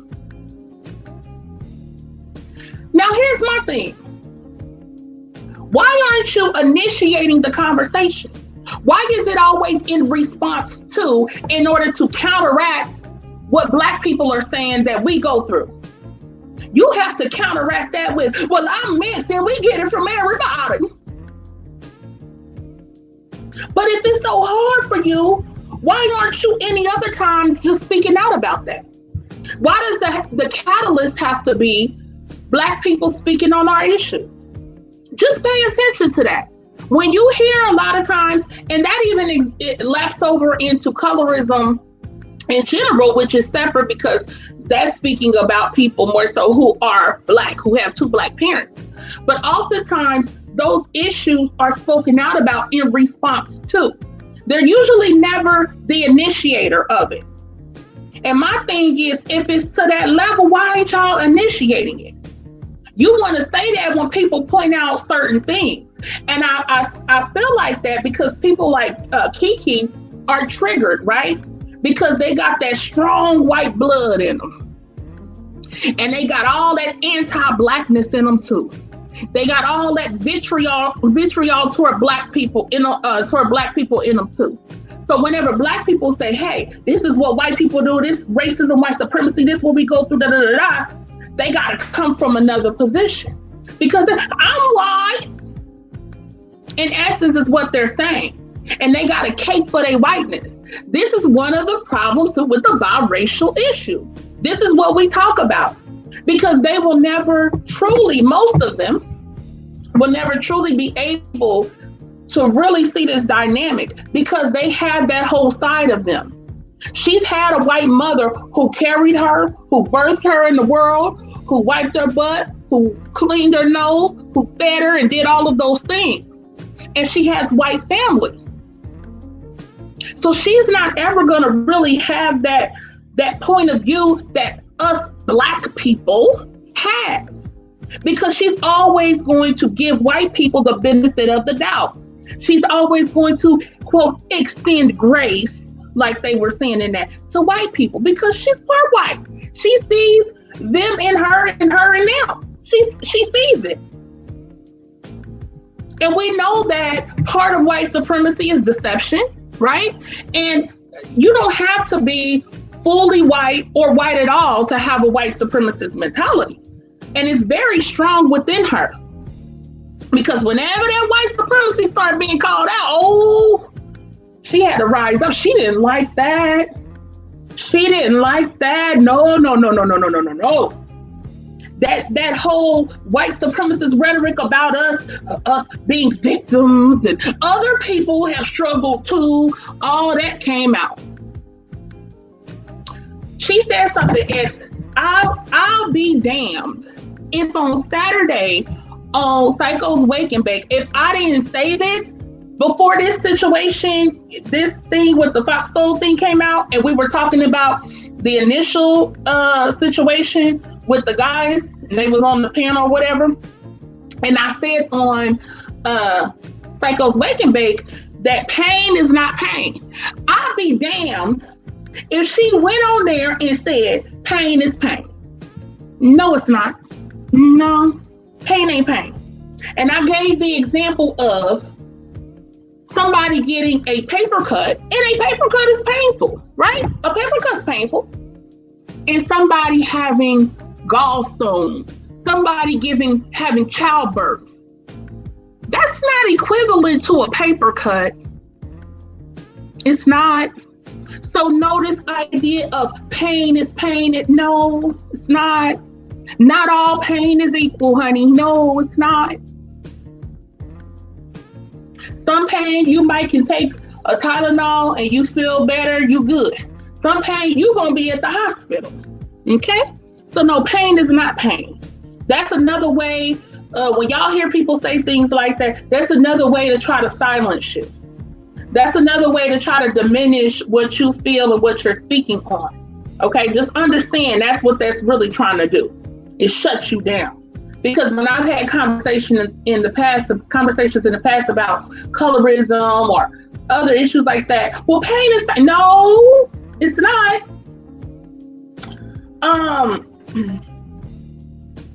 Another argument.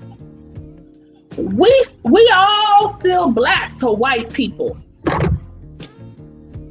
Oh gosh, this is another one I hate. This is nothing but a deflection tactic. This is another way to shut you down. Because if we are talking about the dynamics of the black community, what is it about what white people see? We're talking about us defining who we are. That's not contingent upon how white people see us. People do that all the time with the colorism argument. I've seen these memes for years that had, and in the meme it was actually a clearly biracial woman, and then it was a black woman, and it said, it was about a brown skinned black woman, and then it said, to us, it's like, to us we see light skin, dark skin. To them they say they're all black. Wait, what? So wait. So you're saying that we shouldn't have the right to define ourselves, excuse me, to identify ourselves, to say, yeah, to be black, you gotta have a black mom and dad. We don't have the right to say that because you claim, quote, white people will see us all as black? Really? That further shows you the anti-blackness these people have. That somehow we have to be shut down. We don't have the ability to define ourselves and say who we are. We gotta be with whatever white people say we are or whoever else says we are.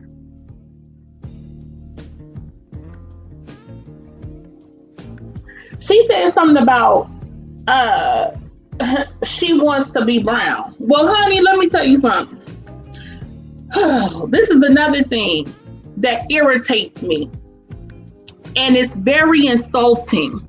It's very insulting to black women when you hear people say things like that. And I will tell you why. Because in other words, you're telling me, even though you lower than me, I want it to be like that.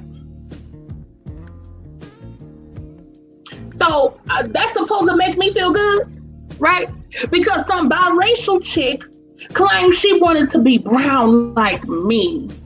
Oh, my ego and my self-esteem should shoot through the roof because a mixed girl wanted to be brown. Now, I understand some people can say that and it's not in a malicious way.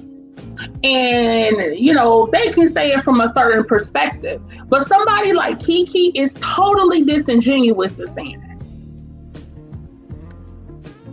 One minute you want everybody to know you're mixed. You got a white mama and everything else. And if you want to be brown so bad, honey, why don't you go get some bronzer? Why don't you blackfish then? Because when you see a lot of black women who are brown and darker and they want to be light, they go bleaching themselves. Let me point something out to y'all real quick. Hey, peep this. Because people will always say, I want it to be darker, right? Again, some people who say that are legitimate and they're genuine in saying that. But a lot of people is BS, and I'm going to show you why. Skin bleaching is a multi-billion-dollar industry. For black people, or for biracial people, and for, even if you want to say lighter skinned Black people. Where is the multi-billion-dollar skin darkening industry? I'm not talking about white people getting tans.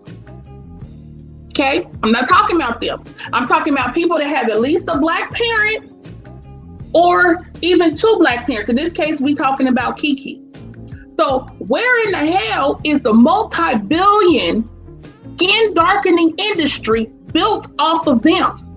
Because we know it's a multi-billion-dollar skin bleaching industry that exists in a major way because of Black people. So why don't we see the inverse, right? If you want to be dark so much, if you want to be darker so much, right? But see, again, that's not what they really want. They want the ability to walk in and out of Blackness as they see fit. And notice she had to keep beating that drum about God, God, and God, and God. That's that damn teacup. My God. Okay? To keep Black people in the sunken place. Anytime they talk God, the Bible, this and that, they start stirring that teacup. And that's supposed to put you back to sleep. Oh, okay. Well, she's saying God. So, oh, okay. Yeah, all right. That's a deflection. That's a way to manipulate Black people. That's a way to take advantage of Black people.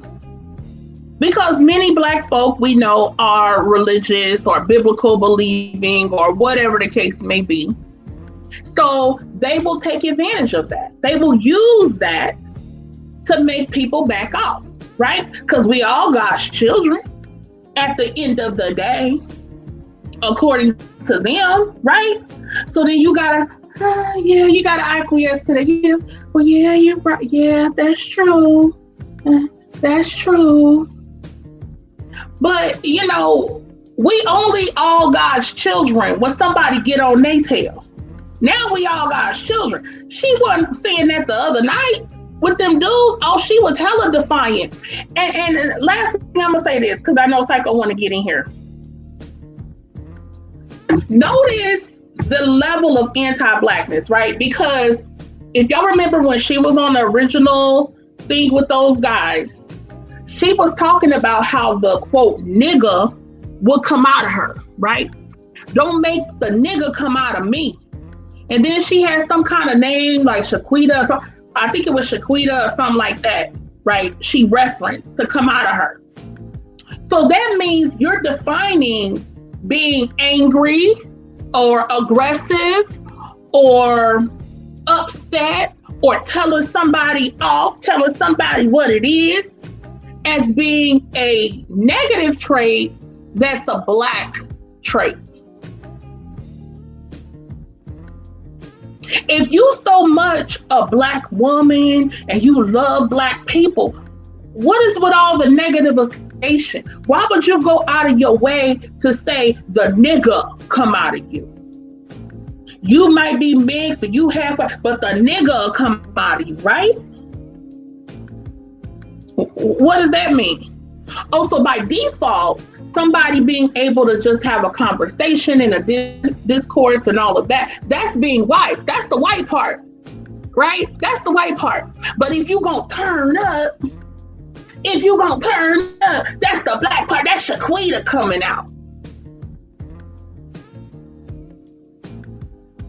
And we're supposed to cry tears for Kiki Wyatt, who's spitting in the faces of Black people.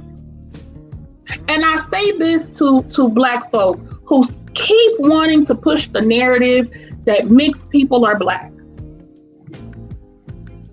What is wrong with calling somebody who has one Black parent and one non-Black parent biracial?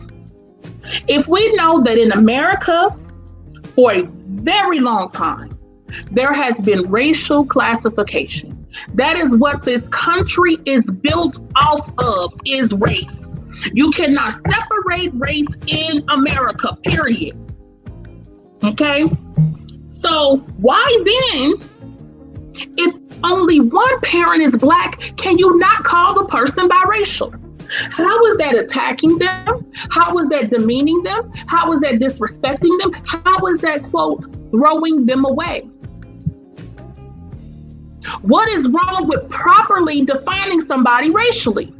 We're in a racial system. We are treated based on our race. But it's wrong for us to identify other people's race? Because we saying, no, you ain't Black, you mixed. And to me, and then I'm gonna throw the psycho, because I've been going into me, it is the ultimate disrespect, if you will, to try to make mixed people be Black. Why are you trying to force somebody to choose? That's who they are. If it's so much that Black people, and you know, this whole dominant gene BS, that's excuse my French, it's a bunch of bullshit. The dominant gene thing. If it's so dominant, do you see how white Kiki Wyatt is? Do you see how white she is? Do you not know the history and continuation of white passing biracials?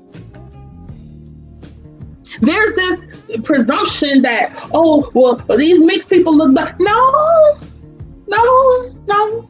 You may get some, like maybe a Jordan Peele, some people, but just as you have some that may skew more towards a Black phenotype, you have some that skew more towards a white phenotype, and then you have many who have a defined look that's consistent with being mixed. It's a certain look, and then there's the racial ambiguity that may accompany that, where people are like, I'm not sure which race the person is. I'm not quite sure. So that whole dominant thing, you know, it's a bunch of BS. You are not what, and this idea of disrespect, I'm just gonna kick scientific fact right here. No disrespect to people's religion or cultural beliefs, but you are not what your father is. You are what your parents are. If you are what your father is, your father would be able to make you by his damn self. You mean to tell me you are in your mother's womb, his sperm goes in her egg, you in her womb, she carries you, develops you, births you, breastfeeds you, and you of your father. You're not of your mama at all, you of your father. Just like some people try to say, you're of your mother. No, you're of your parents. That's why you get 50% of your DNA from mom, 50% from dad, 23 chromosomes from mom, 23 chromosomes from dad, period. I don't give a damn if dad is white, mom's Black, mom is Asian and dad's Black. I don't care. You get half and half from your parents. You can't get around that. I don't care what Bible part you read, what scripture you read, whatever. You can't get around science facts. If you're not what your mother is, you wouldn't have people have genetic traits from their mother. You wouldn't have people where a certain disease or ailment ran in their mother's side of the family, and people have that. Because remember, you only what your father is. Because supposedly her father's Black, not true. Or you only what your mother is, like when Black women have biracial children. Oh, well, they just so they, no, they're not. No, and no. I don't care what you say. Let's deal with facts. Period. So at the end of the day, Black people, we have to address the biracial problem. Nobody is hurting biracial people, putting them down, saying anything wrong should happen to them or anything. You're just saying a biracial person is biracial. What's the controversy? What is the controversy? The controversy is the white supremacist programming that Black people have had. It is the attachment Black people have to mixed people. That's the problem. That's the controversy. And we want to claim them because many of us feel better about Blackness if biracial people are also seen as Black. Because they are supposedly more desirable, right? They're closer to whiteness, right? They got, quote, good hair and pretty eyes and light skin. So if they're all of those things and they're Black, well, Black can't be that bad then, right? I mean, look at, what's his name? Jesse Williams. I mean, look at him. You know, he's Black, wink, wink, right? Because he got a white mother, but he's Black. So, you know, Blackness ain't that bad. But look at Alicia Keys, right? I mean, so then she's Black. See, Blackness ain't that bad. And Black people overcompensate for some of the low racial self-esteem we have by trying to look to these other people as being Black, and that somehow make you feel a little better. And some people may be triggered by me saying that. Some people are triggered by a lot of things I say. It is what it is. But hit up that debate channel if you want to get it in. Hit up that debate channel if you want to get it in on anything I had to say. I'll put the link in the chat in a second. I mean, the email. Hit me up, holler at me. We can get it in and have a real intellectual debate and break all of this down if that's what needs to be done. But we as Black people have to be the ones to define Blackness. I don't have a choice.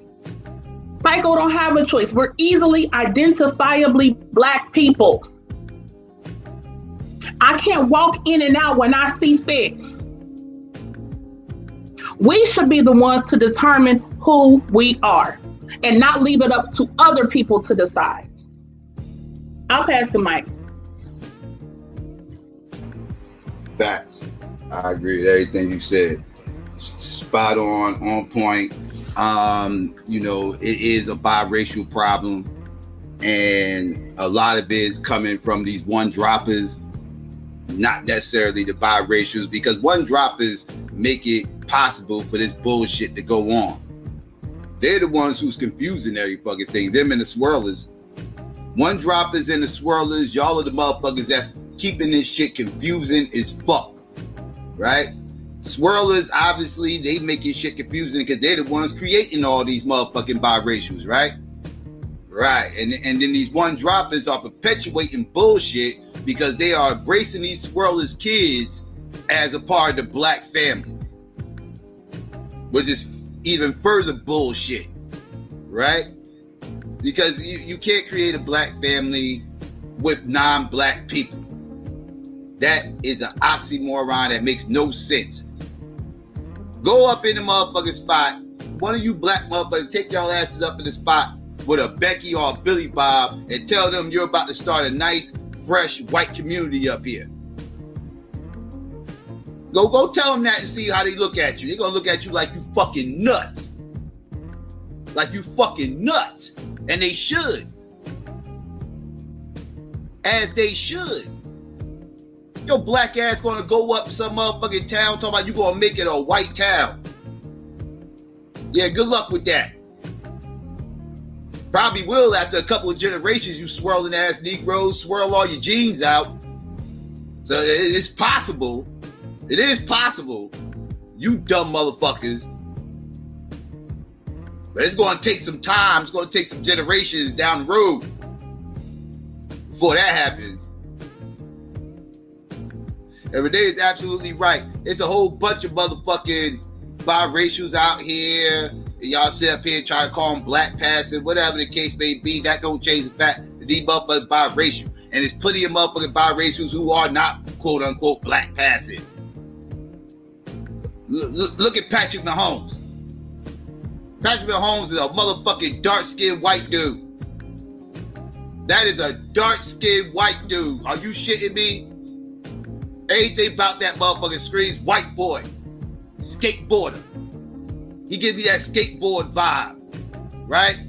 Like that motherfucker grew up riding BMX bikes, jumping off dirt roads. He give me that type vibe. He don't give me the vibe that motherfucker was hanging out on the block know what I mean, chilling, doing his motherfucking thing. Like, he don't give me that vibe. He don't give me that vibe. I don't know, man. Maybe he give it to y'all. He don't give it to me. Patrick Mahomes is a dark-skinned white boy. Always has been. Sorry, Renee. I know that's your man to them, but it is what it is. That's what the fuck that motherfucker is. I'm gonna keep calling him that.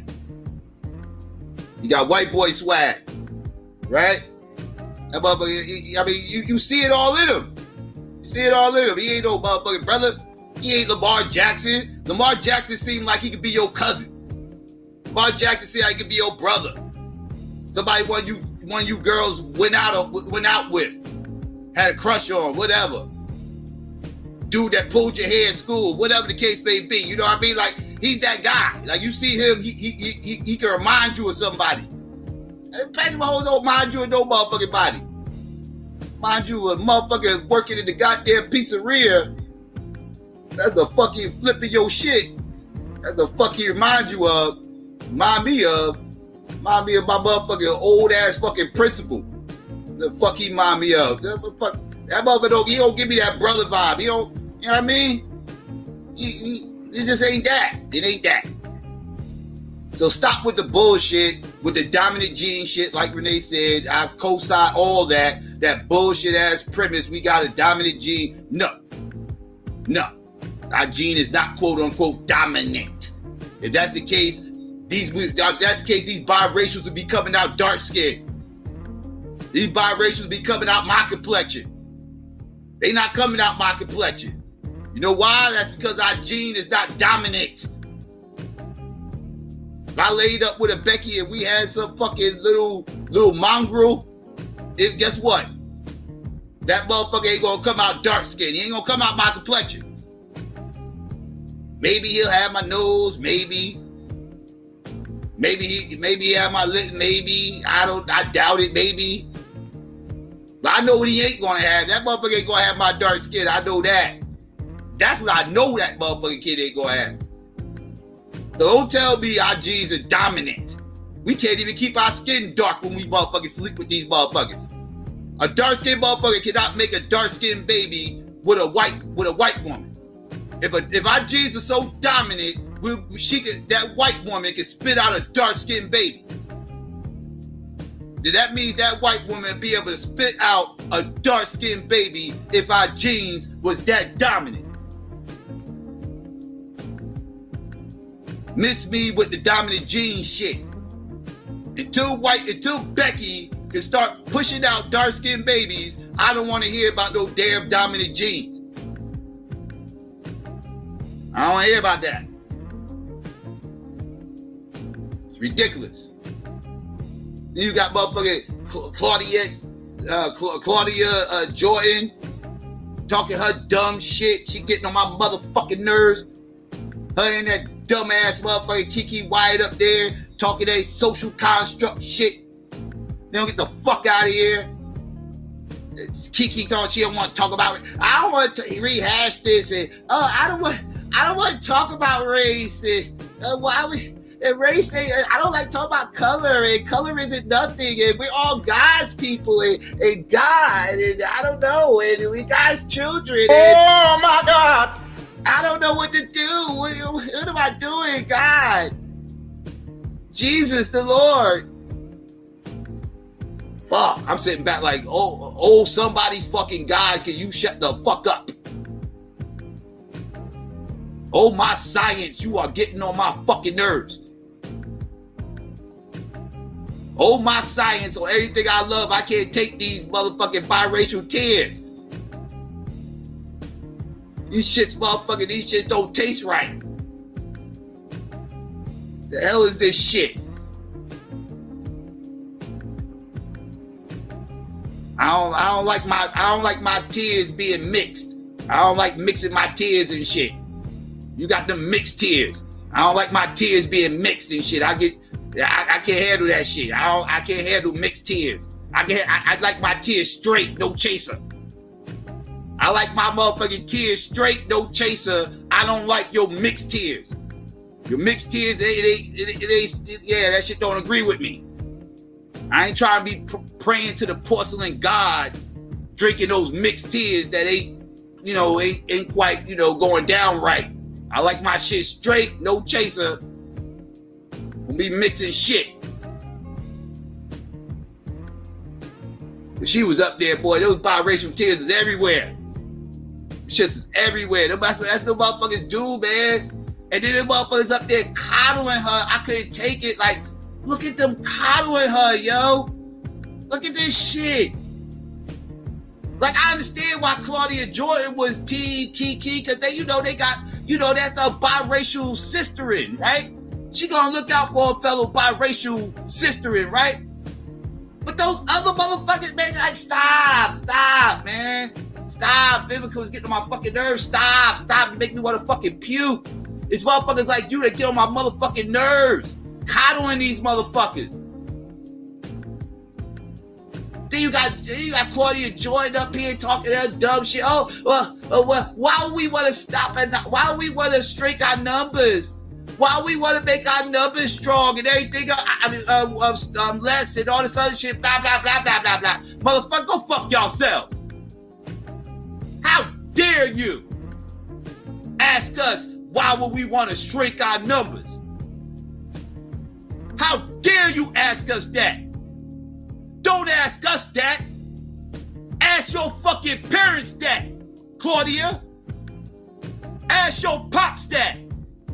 Because he started shrinking our numbers about 50 years ago. When him and his Becky had you. That's what shrunk our fucking numbers. Not us saying that biracials ain't black. It's you motherfuckers' parents that created you.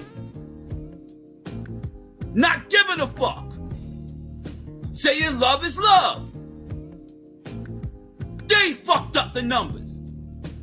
Don't blame us. How dare you blame motherfuckers with two black parents for shrinking our fucking numbers? How dare you? The nerve of you.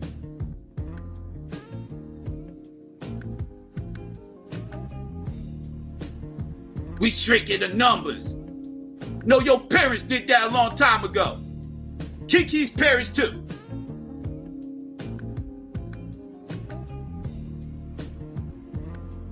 Miss me with the bullshit.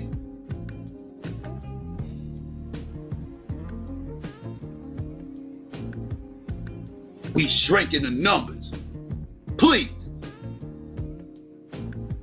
We the motherfuckers actually trying to get the numbers to grow. You love is love motherfuckers is the ones shrinking the numbers. That's you motherfuckers.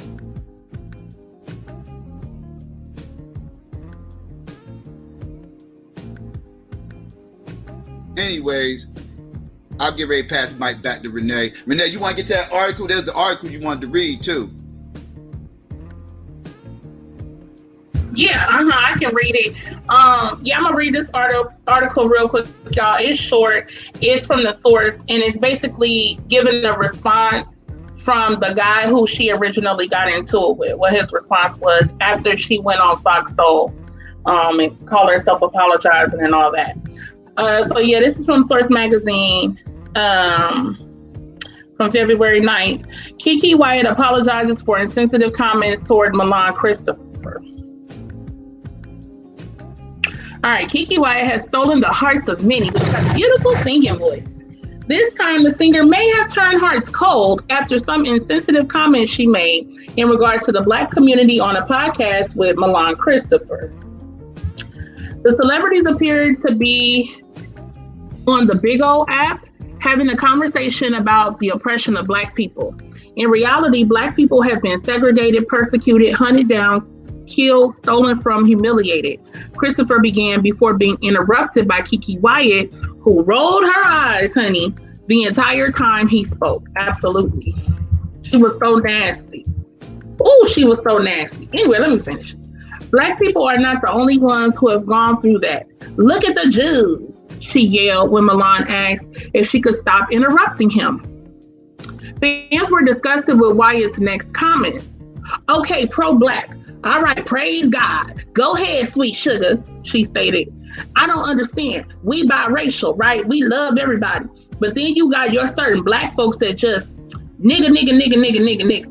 You have to understand, black people are not the only people that have been oppressed. They are not the only ones, my nigga. Jewish people have been oppressed, okay? I can keep going. I'm biracial. We fucking oppressed. Excuse my French, I'm just reading the thing. We fucking oppressed because black people that made us feel like shit. White people that made us feel like shit. You don't know that life. When the clip aired, social media went into a frenzy over the controversial clip. Kiki Wyatt then sat down with the ladies of Fox Soul to give an emotional apology to the people that she has hurt with her comments. I want my sisters to know that I love them, and I'm sorry down to my damn bone marrow if I hurt. The singer took a pause to gather herself. I did not mean to diminish our culture at all. Oh, our culture, okay. While some may have been able to accept apologies so easily, Milan Christopher was clear, honey, and we know he do 2 snaps in a circle, but that he wasn't letting up so easily. He commented under the clip, "Girl, fucking please. You can save those crocodile tears for the Jews and the Mexicans whose oppressors you speak so highly about," he wrote. Amen. You didn't have an ounce of remorse to Black lives or interest in Black history when I was speaking to you about it. Something that should have touched at least one half of your half-Black bone marrow. When I mentioned Black people's adversity, you was rolling your eyes, smacking your lips, and telling me I'm too pro-Black. Now you sorry? You can save this charade for the weirdos who will continue to let you smack them in the face, and then they hug you when you fake cry about it like every other typical Karen that you are. Respectfully. How do you feel about the singer's comments? Ooh,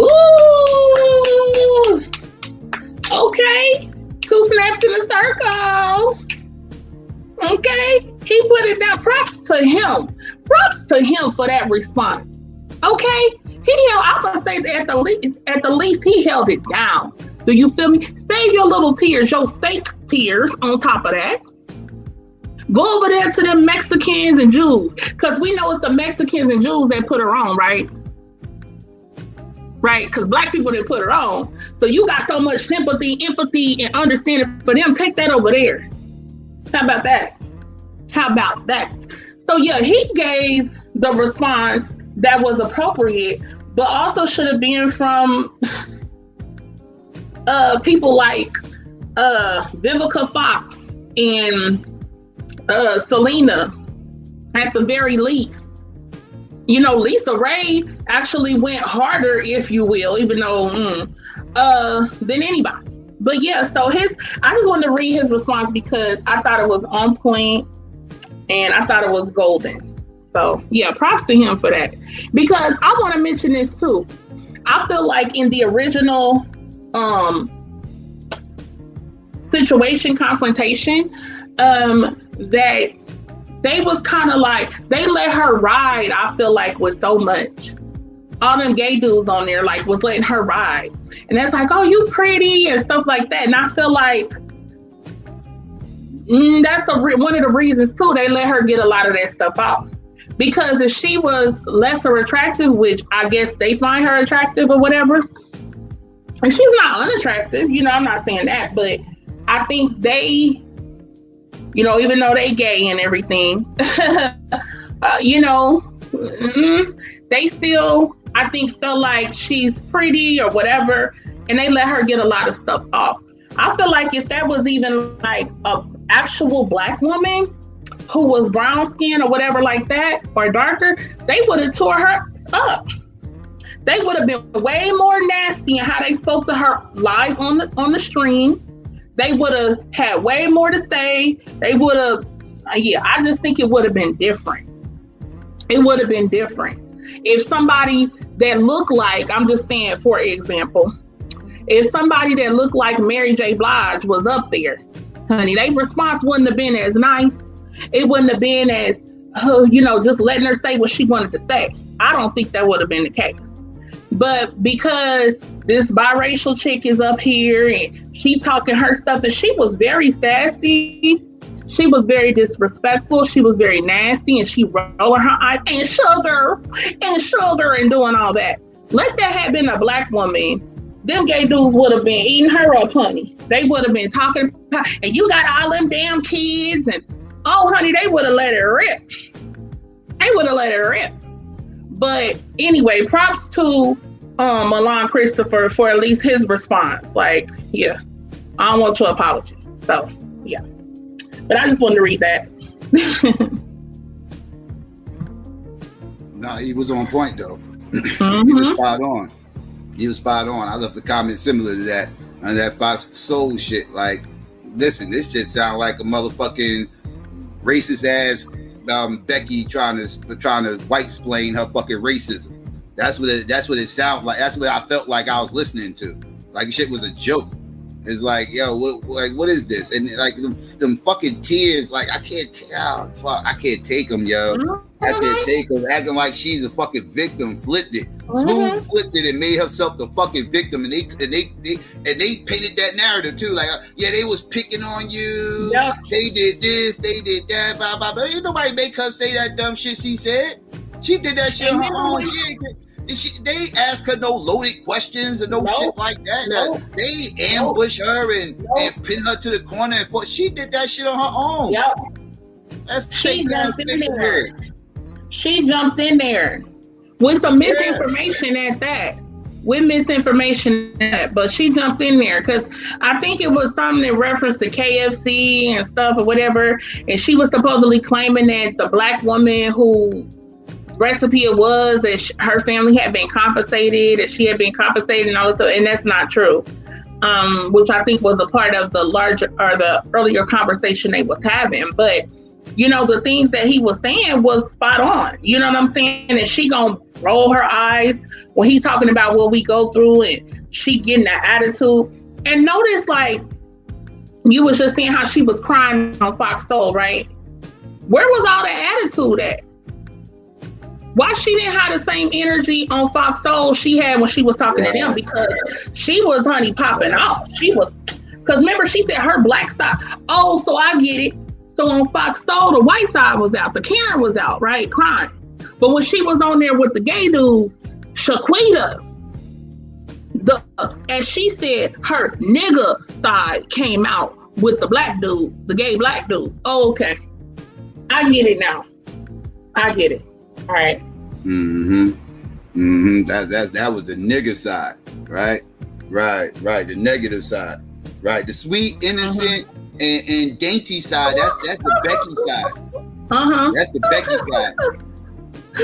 Don't make me turn to the nigga side and get ratchet. Because we know that's what black people are, right? Yep. Okay. Yeah. Ghetto and ratchet. Also, what y'all noticed in that clip? When she said, I know I'm biracial and I got white and black in me, but if I'm keeping it real, I know who has my back, and that's my folk. And she didn't say black people. She didn't say black people. She just said her folk. Like, okay, who is that exactly? Like, is that like that could be white people? She just said her folk. That's all she said. She didn't say black people. So if you go back and listen to that shit, notice that she did not say black people right there. It was very weird and awkward silence when she said that. Like, okay, right. Way to show that you allegedly got your allegiance, quote unquote, with black people. Way to show that by not actually saying black people and saying folk, which can mean any motherfucker. So wait a minute, because like I said, she had mentioned the Jews and stuff like that, and the Mexicans or whatever. So are those her fans now? Right. That should be her people, because she was going to bat for them. She was holding them down. So Jews and Mexicans, hey, y'all need to be right now streaming her songs when coronavirus is over or whatever. coronavirus, whenever it's stuff more open up, y'all better be buying tickets to her shows, honey. Y'all better be going out supporting this woman because she's there for y'all. She holding y'all now. She trying to bring light to y'all struggle and y'all pain, because everybody always talking about Black people struggle. Other people go through things too. So, you know, she's trying to look out for y'all. So y'all better look out for her. Black people stop supporting her. Yeah, I know, right? Because we shouldn't cancel her, right? That's what they said. We can't keep canceling everybody. We can't get no. Y'all need to be canceled. You silly birds need to be canceled for saying y'all wasn't Black people. Y'all said y'all wasn't Black people months ago. And now you're sitting up here arguing that you are Black people. Make up your fucking mind, Claudia. Which one is it? One minute you say you ain't Black people, the next minute you're saying you is. Make up your fucking mind. I'm confused, Claudia. I'm just as confused as you. I'm just as confused as you. Because obviously you confused with the motherfucker. You confusing me too. Because I don't know what the fuck it is. One minute you're arguing that you're not Black, the next minute you're arguing you are. You don't know what the fuck you want to be. Fucking weirdos. It's just, you know, it's just so much confusion created in it. It's just crazy that Black people are always expected to pick up the pieces. We're always expected to make these people feel whole. Now, check this out, right? We are the group that's oppressed. We are the group that's disrespected daily and every minute of every day for ages of time. We are the ones that have all these negative stereotypes about us, negative propaganda about us constantly, right? But then when we say, you know, somebody's not Black, now we got to make them feel better about it. Just think about that though. So we the ones that get pooped on, and then we supposed to comfort other people who have a higher level status than we have. We have to coddle them. We have to be protective of their feelings. Yes, but they don't have to be protective of ours. See, that's what that means when Selena said that, I think it was Selena. Was it Selena? Yeah, it was Selena who said, I think, we have to extend grace. What extending grace means is Black people need to allow non-Black people to disrespect us. Okay, and still allow them to walk in and out of Blackness when they see fit. That's what extending grace to people means. That we should allow ourselves to be disrespected. That's what that means. We cannot have standards. We cannot have rules. We cannot define who we are. We have to, at any given time, be willing to accept anything from anyone. That's what it is. That's what it is. We again, I said it before, I'm gonna say it again. I said it a bunch of times. I'm gonna keep on saying it because it's the truth. And until motherfuckers prove me wrong, my shit stands on what the fuck. I stand on what the fuck I said. Nobody in our community is more coddled than fucking biracial. Mixed people. Nobody is more coddled than our fucking community. I hear people talk about, oh, Black men are so coddled and blah, blah, blah. Bullshit. I hear motherfuckers say, oh, Black women are so coddled, they're bullshit. Nobody is more coddled in the Black community than fucking mixed people. Nobody. That's regardless of gender. Nobody is more coddled in this community than motherfucking biracials. Nobody. So this whole biracial tears shit I be seeing, I ain't even hearing that shit. I ain't feeling you. I ain't hearing it. I don't care. You probably got called out for some bullshit you was on when you was younger, and now you up here playing victim now when you're fucking grown. You probably deserve to get called out when you was fucking younger. Because most motherfucking Black people just accept the fact that biracials are fucking Black any fucking way. Yeah. That's how most Black motherfucking people think. So this like this whole thing, biracials not being Black shit, this is some new shit. Y'all grown in the motherfucker. Y'all grew up in the fucking 60s, 70s, 80s, 90s. Them motherfuckers was Black than the motherfucker back then. So I don't want to hear your little fake ass biracial tears. That's bullshit. This is new. Straight like that. This is new. And I'm gonna say it. I don't care how people feel about it, whatever. We've been on this. We've been on this for years. And it's been a lot of people over the years that have heard my rhetoric or have heard me and Psycho's rhetoric on this, and at the time they rejected it. And later they start spouting it. Let's be clear, because I was way ahead of this thing. I was getting cussed out years ago, honey. 2013, 2014, going in on this topic. And people was calling me every name in the book. Hitler and all kind of crazy stuff. And I'm like, Hitler? Based on what? Because I'm saying black mama, black daddy, black child. Yeah. If a lot of y'all don't remember, I could name drop. But I'm going to just say, back in the day, in my past life, okay, it was somebody who's big in the conscious community. They've now tried to kind of separate themselves to some degree. I guess they're more spiritual or whatever.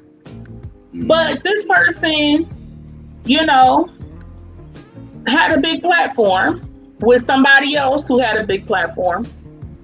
Somebody else whose current spouse is also biracial. And these were very popular people. And I did an interview with this person, and we had it was a little tense there because of some of the issues. And before we did the show or the interview, we had a conversation. And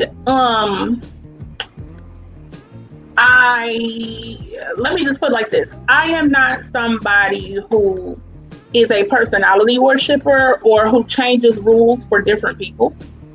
So, for instance, if Malcolm X, if his mom was white, I would have no problem saying Malcolm X was biracial. Right. He would be biracial. We tend to consider him black only because his mom, that's kind of like a gray area, literally, because his mom was biracial. His dad was black. He had 3 out of 4 grandparents were black. But if his mama was white, I would have no problem. So I'm not a personality worshiper type person. If I have a position, I'm going to stand on that position. And I basically let this person know that. And I told her, I don't support interracial relationships. I'm for black love. And I consider 2 black parents a black person. And she's telling me, oh, well, I do too, and this and that. I'm like, okay. And we talked a little bit, whatever.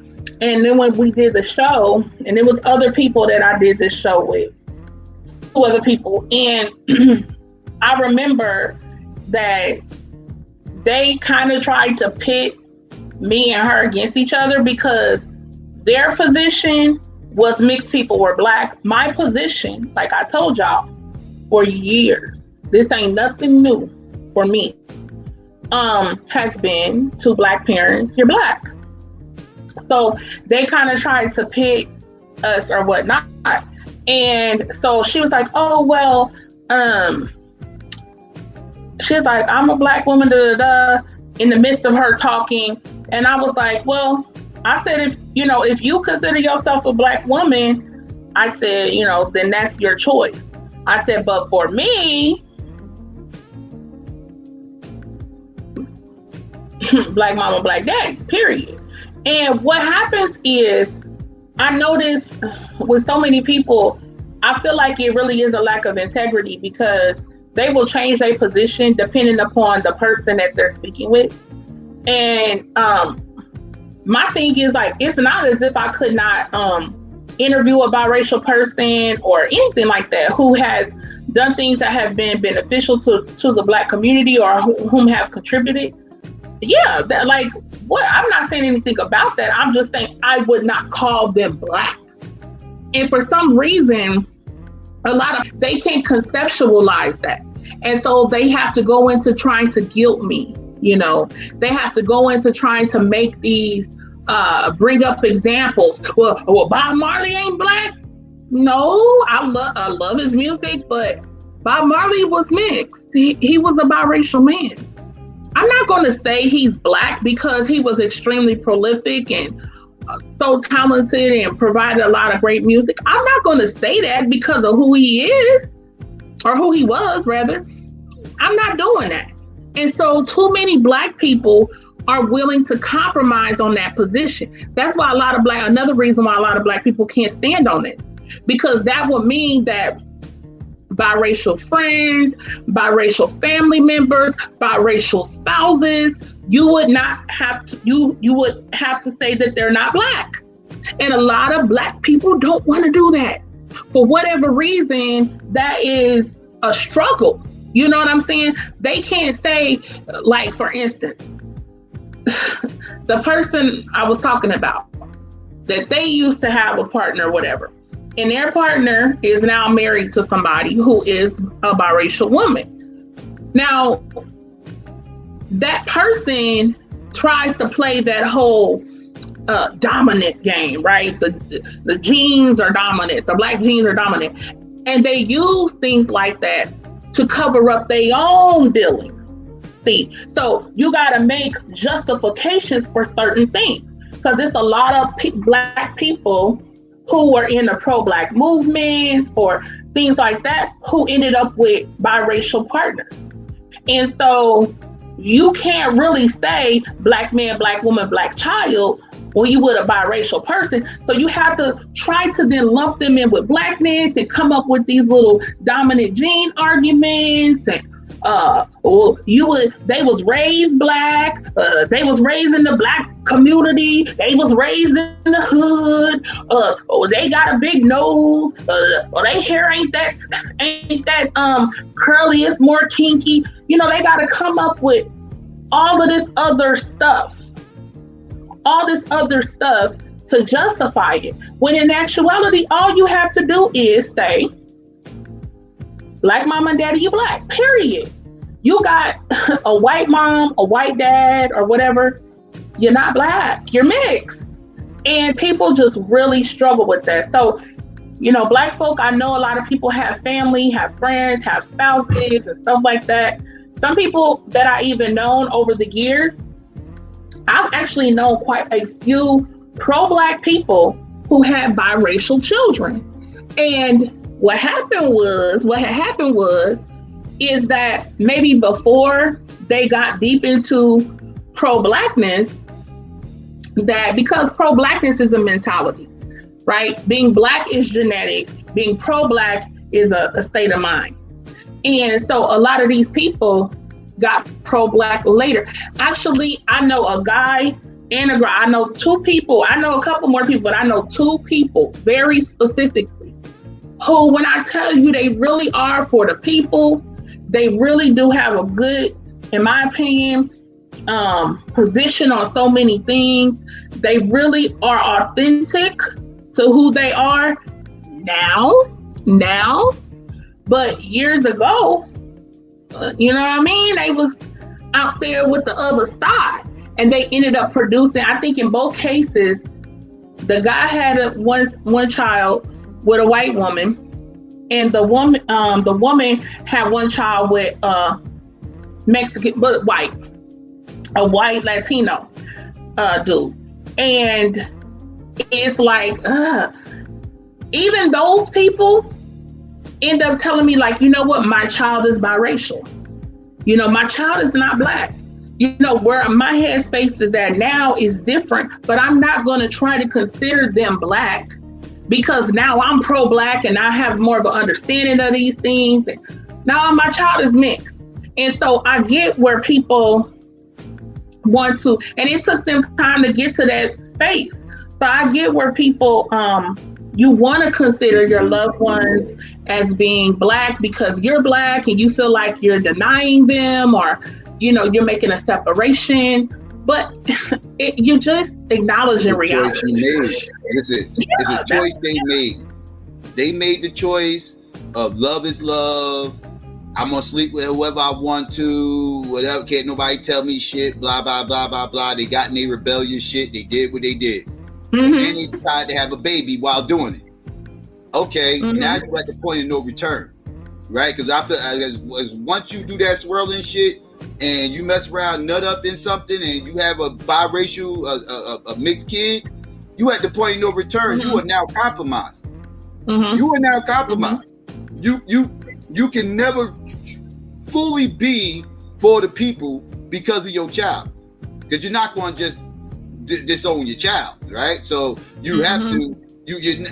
So you can't go but so far, because you done put yourself in that position. Now you all of a sudden you knew woke, you just now waking up, and now you like, oh, okay, yeah, I see this is a problem, blah blah blah, and everything else. But you can't rewind time. You already contributed to the problem. You can't rewind time. I mean, at that point you can't be like, okay, well, and this is the part that kills me. This is when people start with they little subjective anti one drop shit and everything else. This is where it starts getting subjective. They start, well, biracials ain't black except for my child. My child though, he's black. Like my child's black, but all the rest of them, nah, they ain't black. And motherfuckers say like, biracials who are born at this time and was born after this period aren't black, but the ones that was born at this time is. No, what the fuck? No, man, what are we talking about here? No, man, genetics ain't changed over the fucking years. Understanding of genetics has changed over the years, but genetics itself has not changed. No, none of them motherfuckers black. I don't give a fuck where they was born. I don't give a fuck whose cousin yours that had that. I don't care what nephew you had that. I don't give a fuck, auntie or mother, father. I don't care, none of that. Grandparent, I don't care. The genetics is genetics. Don't get mad at me. Don't shoot the messenger, because I don't want to play your pseudo science games where we have some kind of dominant gene that just makes everything black. No, I'm not buying that bullshit. I'm sorry, I'm not going to play those silly games. And then y'all get mad at me for not wanting to play the games. Well, we played these games long enough. I'm not playing these shits no motherfucking more. Y'all want to continue these little silly ass slave narratives and these slave minded games? Y'all go ahead and keep playing them. I'm not going to play them with you. And a whole bunch of other people not going to play them no more either. People done with this shit. People done with this one drop shit now. That shit, motherfuckers better start catching up, because they quickly becoming dinosaurs. These motherfuckers are quickly becoming dinosaurs. You see where this conversation has elevated to, right? This ain't some backdoor conversation. Actually, it used to be, but now it's one that's out in the open now. Now it's out in the open now. It's no longer a backdoor conversation now. This is being talked about out in the open, publicly. Everybody's hearing it. It's a narrative. People are talking about it. It's buzzing. So you dinosaurs that want to keep this bullshit going, y'all going to be on the wrong side of history on this. I done said it before. I'm going to keep saying it. Y'all on the wrong side of history. I'm going to go ahead. No, you 100% right on that. And Back to Love, I was laughing at Back to Love when he said Paul Wall is black because he got a black. That's people's mentality, though. He got a black wife and quote unquote black kids. He's black. Just like you heard on the Kiki thing when they said she got black babies. And I will consider her babies to be black if they were a black man. But that don't make her black though. Like, and that's the thing. Because Back to Love it also put in there, he said 2 black parents is the standard, which is 100% correct. And that's what I want to point out to people.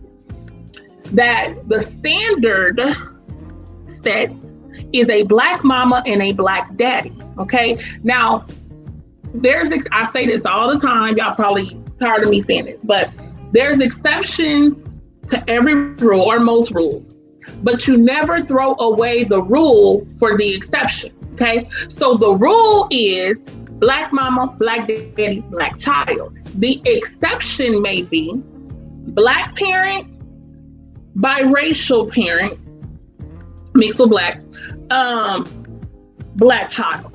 And again, that's only kind of on a surface level because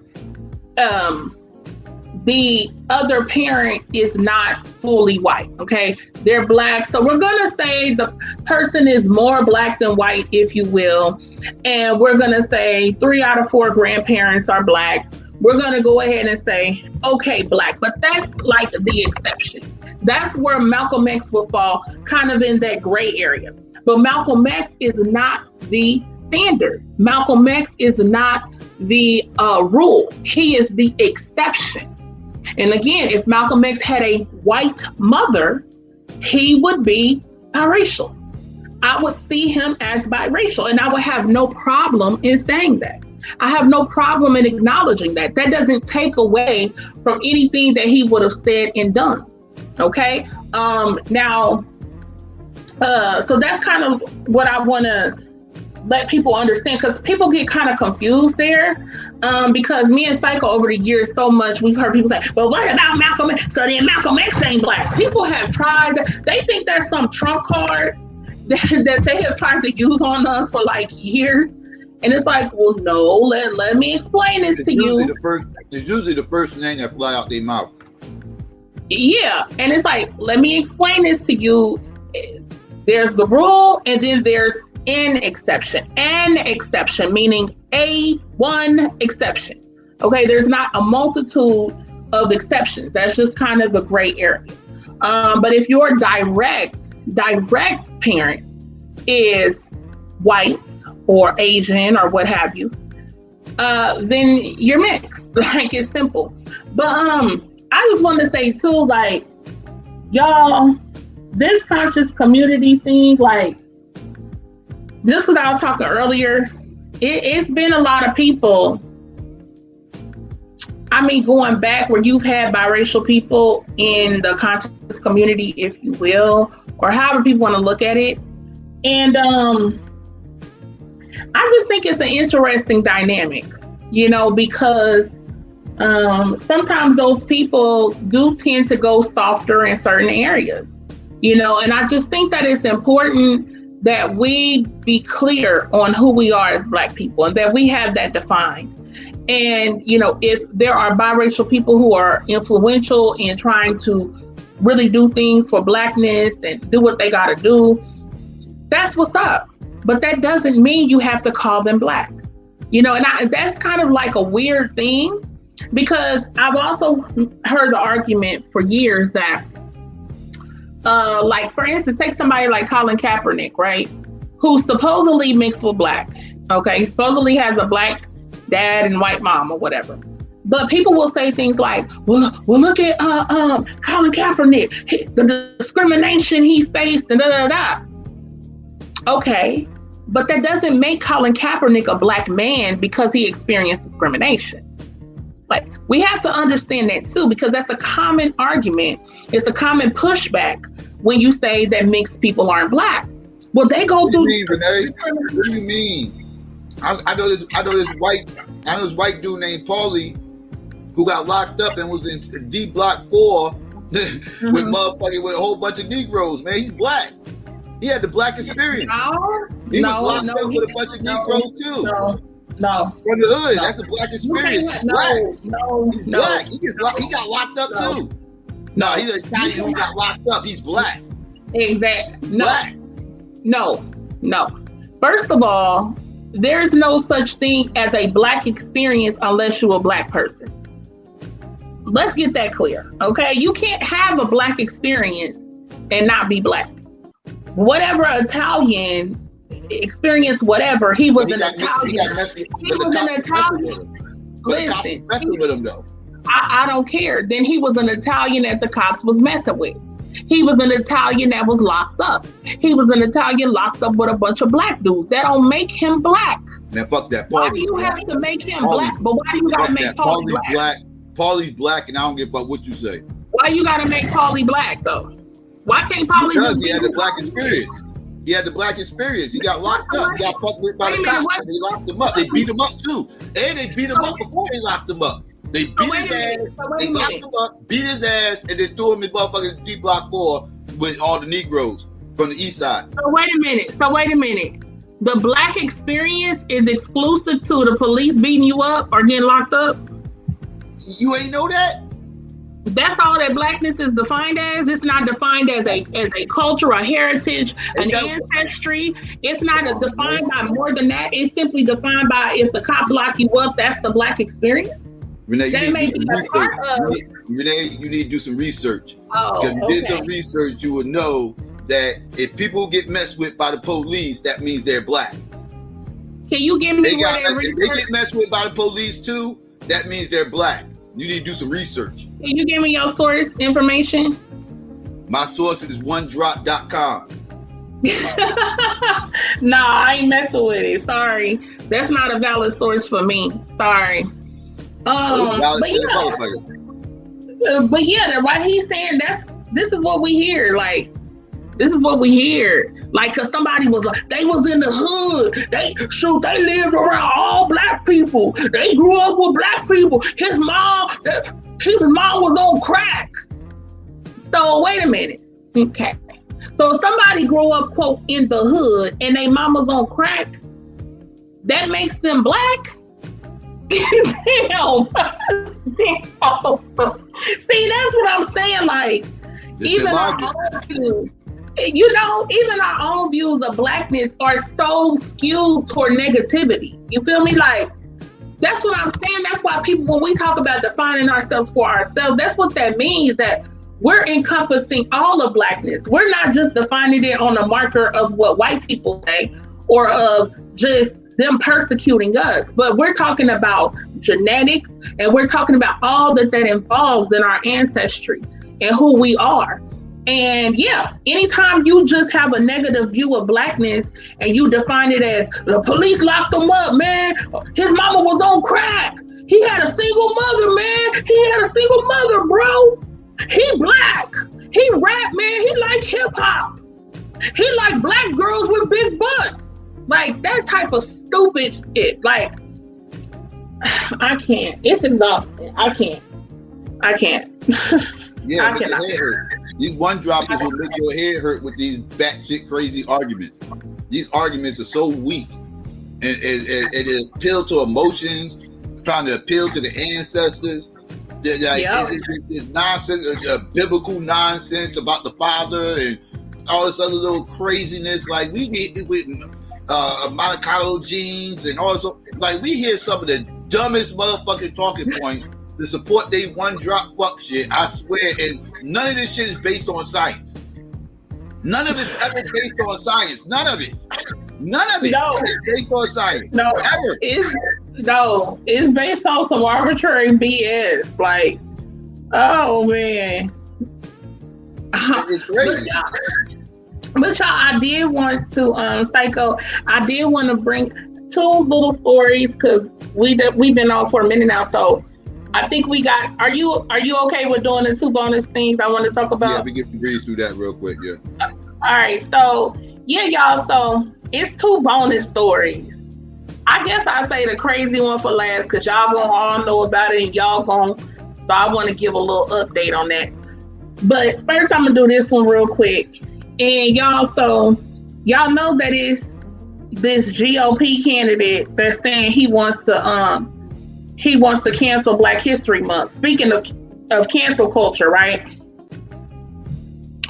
So let me tell y'all this real quick. This from Complex. Black GOP candidate promises to cancel Black History Month in Michigan if elected, right? Austin Chang, a GOP candidate for Michigan governor, is facing backlash over his stance on Black History Month. On Monday, the Black Army veteran announced he would abolish the annual observance in the state if he's elected, stating that the month was not only, quote, unfair, it was also potentially illegal, y'all. I will cancel Black History Month in Michigan, he wrote on social media. It's offensive, unfair, maybe illegal. Americans from all backgrounds deserve a revered history. I'll declare American History Month. According to the Metro Times, Chang is the first Republican to launch a campaign against Gretchen Whitmer, the current Democratic governor of Michigan. The 35-year-old has caught heat over his deeply conservative positions, as well as his defense of former President Donald Trump. He has vowed to cancel the state's contract with Dominion Voting Systems, a voting machine manufacturer at the center of baseless election fraud claims, and has defended the pro-Trump mob that stormed the U.S. Capitol last month. He defended the mob, but he ain't defending Black History Month. Some of them were overcome by passion, more passion than others, and may have acted in a way that they didn't intend to when they were there. Okay, well, you better say that about Black people. Chain told the Detroit News about the deadly siege. If someone is motivated by passion to do something, it's more subjective than it is objective. Oh, Lord. Chain, who is of Nigerian descent, he's one of our African brothers, right? This ain't Ados, but this one of our African brothers, right? Will become Michigan's first Black governor if elected. However, he recently told NPR he wasn't interested in the historical significance of a potential win. Because after all, how can he be if he's against Black History Month? But we don't need to document that he will be the first Black governor of Michigan, do we?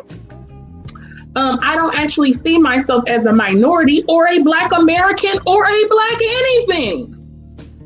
Or a minority anything, he said. I just see myself as an American, y'all. When we start focusing on a person's gender or race or anything, that causes division. Imagine that. So it ain't white supremacy who did all this. They did that. So why aren't you getting at them? We lose our unity as Americans, is what he said.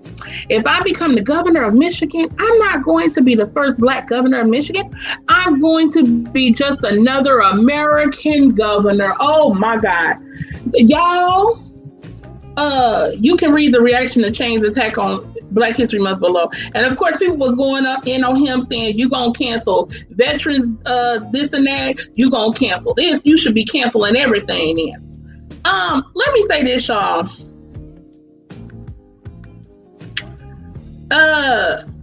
He is absolutely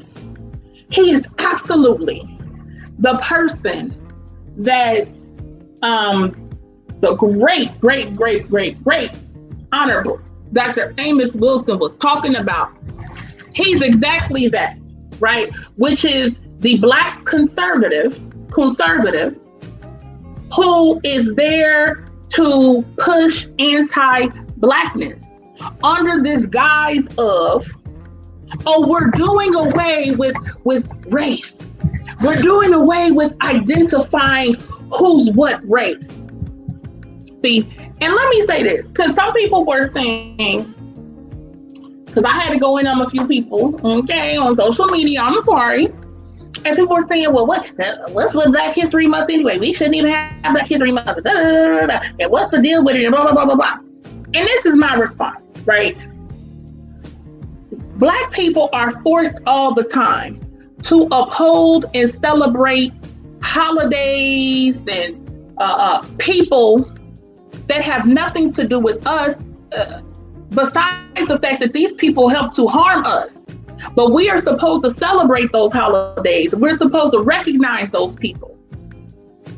You mean to tell me Black people can't have a month in recognition of our history? If Black history was American history, then there wouldn't have to be some set aside. We know that's just the facts of the matter. That I'm pretty sure the same is true for you all, but I know going to school, it was like, in the American history, it's like this one page or whatever about Black history, and it was limited to Black slaves. They were slaves. We get taught all about George Washington and all the other, all of these other things that we have to recognize and be taught about and observe. We can't get a recognition of our own for a month. That doesn't mean that Black history shouldn't be taught every day. It absolutely should be taught every day. But that doesn't mean you can't have a set aside specifically for that. And the other thing to that is, we're always told Black people don't want none of their own. Now I understand that Black History Month is mainly symbolic. Now, we need tangibles, absolutely. But symbolism also can play a role. The problem is that we've only had symbolism. We've only had symbolic victories and not tangible ones. That doesn't mean that symbolism doesn't have a place. Doesn't mean symbolism shouldn't also have a role. And I think Black history is a part of that. But my thing would be with Black history is that it's expanded and that we are not just using the recycled characters that they say are important for us to know. like Martin Luther King Jr., Rosa Parks, etc. That we expand that, we expound upon that, and we learn about many, many more Black Americans, ADOS people who contributed to this country and built this country. Here's my last thing about this. This is not a good thing. In my opinion, it's not a good thing. Black people are forced to be under this moniker of minority, of people of color. Black History Month, literally one of the last things we have that's exclusive to Black people. It is literally one of the last things, one of the last bastions of Blackness that's specifically saying Black. It's not saying people of color. It's not saying minorities. It's not saying diverse people. It's not saying none of that bullshit. Excuse my French. It's saying Black. Just like that. So for somebody with his standpoint to come along and want to remove that and want to diminish that, that says a lot, and that's not a good thing for Black people. We're already, our back is against the wall. We have to hear all of this people of color BS. I'm sick of it. So that's one of the main reasons why Black History Month absolutely should continue, and we should not support that becoming diluted as well. We should not support that being cast away as well. We got to stand on Black, period. I'll pass the mic. Yeah, I agree. You know, like let me say, you know, like this is typical bullshit. Like this motherfucker. I gotta call it what the fuck it is. This is a motherfucking another example of a Nigerian fucking coon, right? That comes over here and uses Black Americans to try to rise up in the ranks, right? Try to rise up under white supremacy by bringing their coon asses the fuck over here and trying to throw us under the bus, under the guise of being one of us, when obviously he isn't, and try to for nigger snacks, right?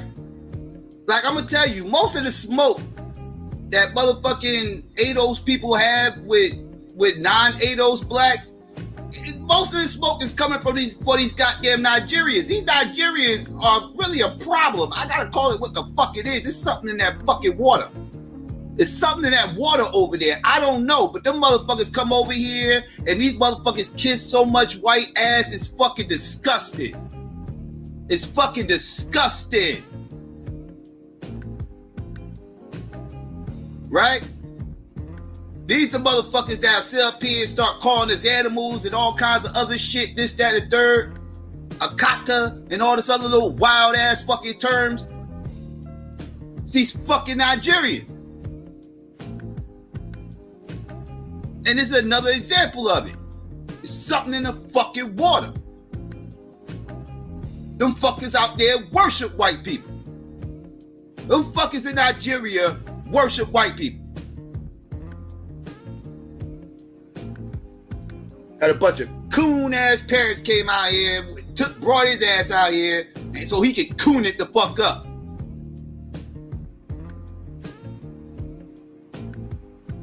Let's keep it a fucking buck. Biggest coon immigrant you'll find, Nigeria. Nigeria. That's just what the fuck it is. Motherfuckers. Matter of fact, you know what? Let them know, dog. Coon alert.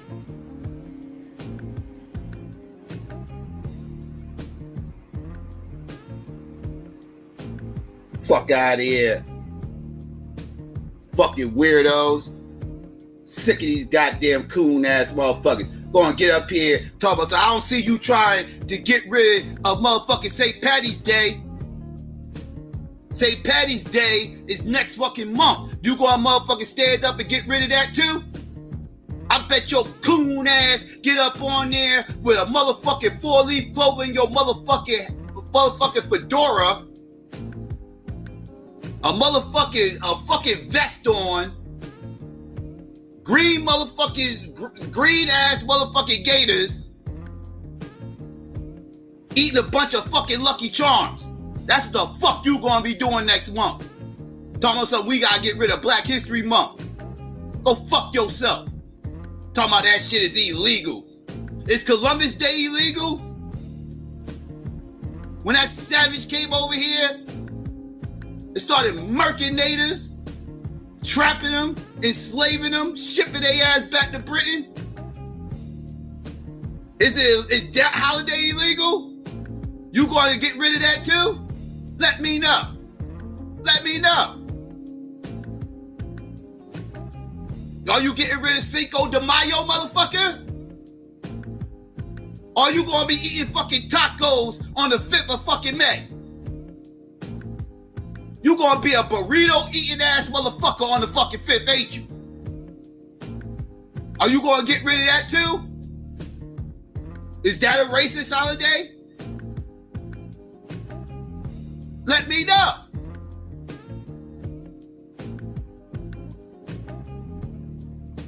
Coon ass nigga.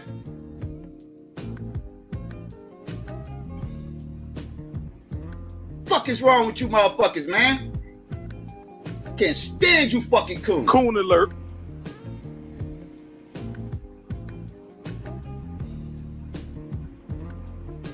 Stand you motherfuckers.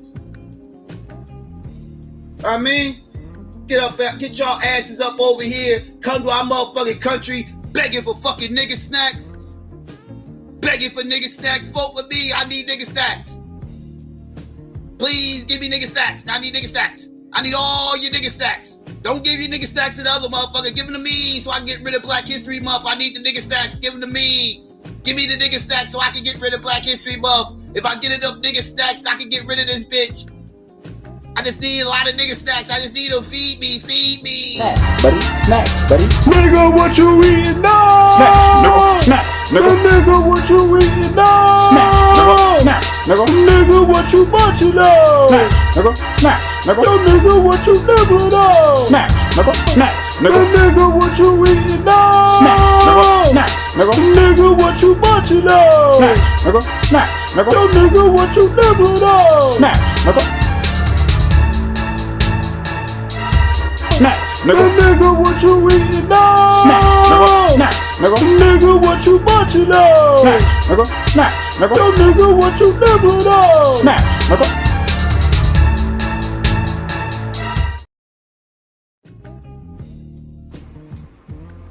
Can't stand these coon ass motherfuckers. These motherfuckers get on my goddamn nerves. Disgusting. Coming up there, that white supremacist talking place. Shut your dumb ass up. Shut your stupid ass up. Who the fuck is you?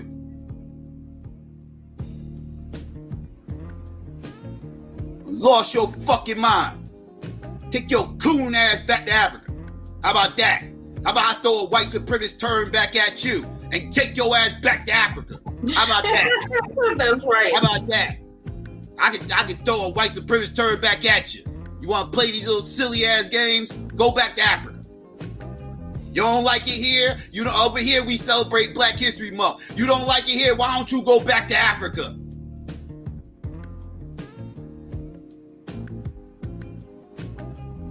All right?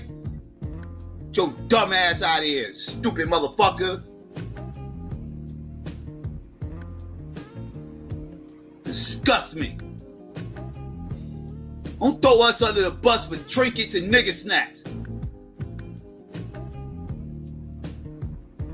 Don't check our holidays, check theirs. Fuck is on your mind? It's a whole bunch of them. I can run down the list, motherfucker. I can run down the list. You want to pick the shortest fucking month of the fucking year to fuck with. And let me throw this out here too, for the record. I mean, I ain't even the biggest fan of Black History Month because of how it's been hijacked. And honestly, me loving history the way I do, every month is Black History Month for me.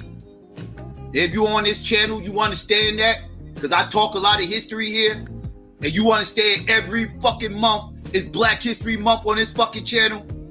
Every fucking week, every motherfucking time I click live, it's Black History Month. Right? Let me put that out there. Right? We don't isolate our shit to one motherfucking month that's the shortest month of the year. But what I ain't gonna do is say motherfuckers need to get rid of it. Right? I let motherfuckers have it. I know the white liberals gonna put their whitewashed version on Black History, which annoys the shit out of me. You know, the motherfuckers who, you know, the motherfuckers who really ain't woke. They not coons, but they not woke either. They kind of just living, you know, love is love ass, life is life ass motherfuckers, swirling pro-black type motherfuckers and shit. Like, you know, this is when they get to feel black for a little while before they go back to their fucking humanist, diverse fucking society or life or whatever. This is when they get to try to show a little bit of pride, whatever. I let them have it. You know what I mean? Y'all got it, whatever. Know what I mean? My Black History Months is from motherfucking March to motherfucking January. February, I let them have it. Y'all got it. Do your little whitewash version, and then I'm gonna spend the next 11 months debunking a lot of that romanticized fuck shit that you motherfuckers are trying to pump in everybody's fucking head. This whitewashed leftist liberal version of fucking Black history. Version of Black history, motherfuckers just watch Roots for about 5 days and act like they learned something. You know what I mean? Like, I don't know. But again, we do real history over here 24/7. That's just us. But I ain't gonna tell motherfuckers they need to get rid of it. Because if I will tell them to get rid of the other shit before I tell them to get rid of Black History Month. If I'm gonna bitch about a holiday, and this ain't even really a holiday, it's just a month. Now, if I'm gonna bitch about a month that's dedicated to something, it ain't gonna be this. Why aren't you bitching about Breast Cancer Month? Why you not bitching about October being Breast Cancer Month? I personally don't like that shit. That's just October's my birthday month. I don't like having to share that shit with breast cancer. I don't like motherfuckers taking their focus off my birthday onto some breast cancer. I don't like that. I don't like that. I think it should be illegal. How about that? I'm offended now. See how this shit works? How come it ain't a male cancer month? How come it's not a testicular cancer month? This shit is sexist. Breast Cancer Month is sexist. I don't like it. I don't want it. I don't want Breast Cancer Month. It's sexist as fuck. Until y'all get a testicular cancer motherfucking month awareness, I'm gonna protest that shit. How about that? See how that shit work? See how that dumb shit work? See how the fuck you motherfucking sound? Like I give a fuck. Why the fuck do you? Weirdos. Anyways, I'll pass the mic back to Renee. Yeah, so we're gonna do this last one before we get up out of here, y'all. Cause I'm tired. But yeah. So the last story, y'all, I'm gonna go ahead on and say it, is the Gorilla Glue story. And the reason why I am saying something about it now is because good news. Good news. Okay, good news is in order. Miss Tessica, she gonna be all right. So let me read this to y'all. This came out today. This is from TMZ. Gorilla Glue hairdo. She's finally unstuck. See videos of the miracle surgery. All right. A rep for Gorilla Glue tells us, oh, this is what they had. Okay. We are glad that Ms. Brown was able to be treated and hope that she's doing well. All right. So Tessica Brown, the woman whose hair has been Gorilla Glued for more than a month, finally has sweet relief. And we have video of the surgery that saved the day. As we first reported, Tessica took up Beverly Hills plastic surgeon, Dr. Michael Obang. Now, well, I'll get to that in a second. On his offer to perform the $12,500 procedure for free. And it was a pretty grueling process, about 4 hours long. We shot the whole thing from start to finish, and it's wild to see it play out. And to see the relief on Tessica's face when it was all said and done. Tessica was under a light anesthesia during the procedure. You've got to see her reaction as she came out of it, and immediately reached for her hair. She got pretty choked up once she realized she could once again run her fingers through it. We asked if she's done with home styling after the Gorilla Glue nightmare, and let's just say she's got big plans for this weekend. Whatever that's supposed to mean. As we reported, Tessica had flown into LA from Louisiana Wednesday morning, hoping Dr. Obang could do what she tried unsuccessfully to do for more than a month now. Remember, in a pinch, she had swapped out her normal hairspray for Gorilla Glue spray adhesive, thinking she'd be able to wash it out a few hours later. Since then, she's been through the ringer, suffering severe headaches, trying at-home remedies, and even went to the ER. But everything just made her scalp burn intensely. Dr. Obang broke down his secret recipe for us, explaining it was all just basic chemistry. We're no scientists, so watch the video for his explanation. But in a nutshell, he combined medical-grade adhesive remover, aloe vera, olive oil, and a dash of acetone. He said that's all it took to break down the polyurethane, the main ingredient in Gorilla Glue. By the way, he didn't go in cold. You got to see the dummy scalp Dr. Obang used to test his solvent. The only small relief Tessica had gotten before her Beverly Hills visit came last weekend when she and her sister used super glue remover to chop off her ponytail. Speaking of that ponytail, she says she can't wait to get her hair back to that length. I'll address that in a minute. And it is pretty amazing how much of her hair Dr. Obang was able to save. It really is. Tessica had told us she was prepared to wear wigs for the rest of her life. But after this procedure, she won't need them for too long. And y'all, she looks so much better. If y'all go look now at the pictures and stuff, and from her hair is, oh man, she could run her fingers through her hair now. She looks so much better, man.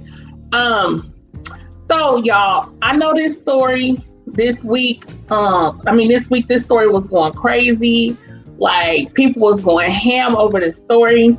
And let me first and foremost say that was a very stupid move. This woman is like 40 or over 40 years old. And that was just extremely silly and ridiculous to think that you could use that glue and that you would be able to later wash it out of your hair. That was just a dumb move in general.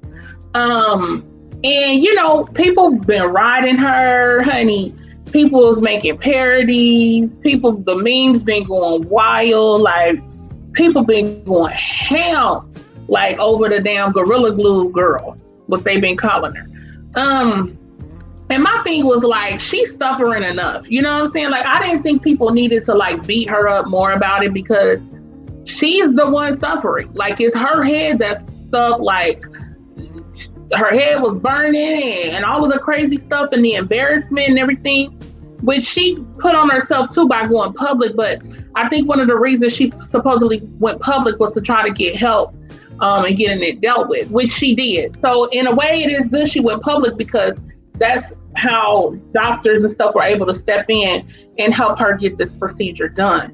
Now, while he was just talking about the African brother, he ain't no brother.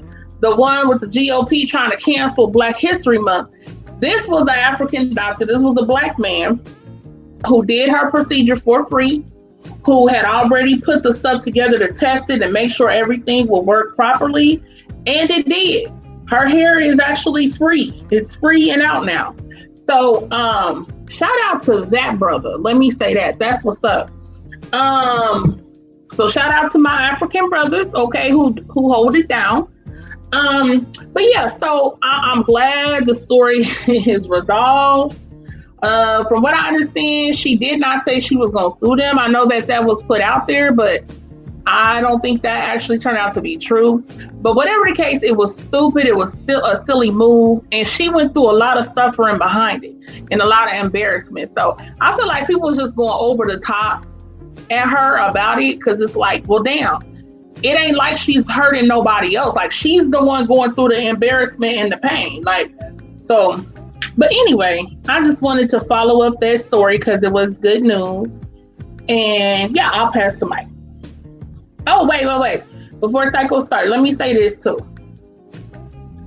I am mother freaking sick of people talking about this makes Black women look bad. No, the hell it don't. I don't put Gorilla Glue in my hair. I don't know of any other Black woman besides her who use Gorilla Glue in their hair. This makes her look bad. It don't make me look bad.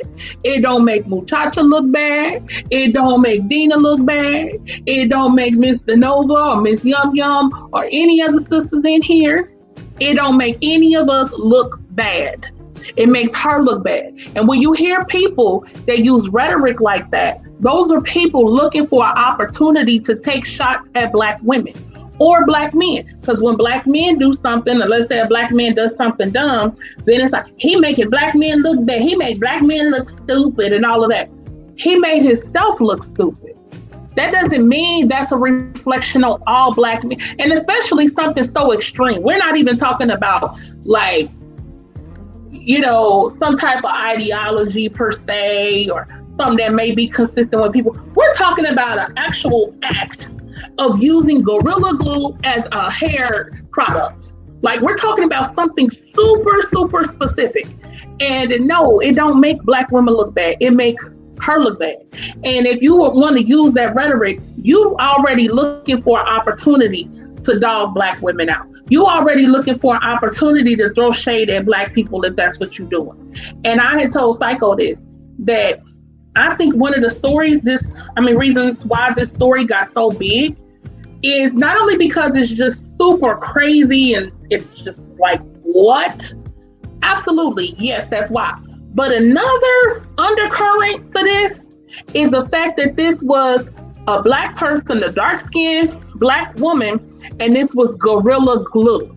And we know that gorillas and apes and stuff like that have been used as a slur toward Black people by whites and other Black people.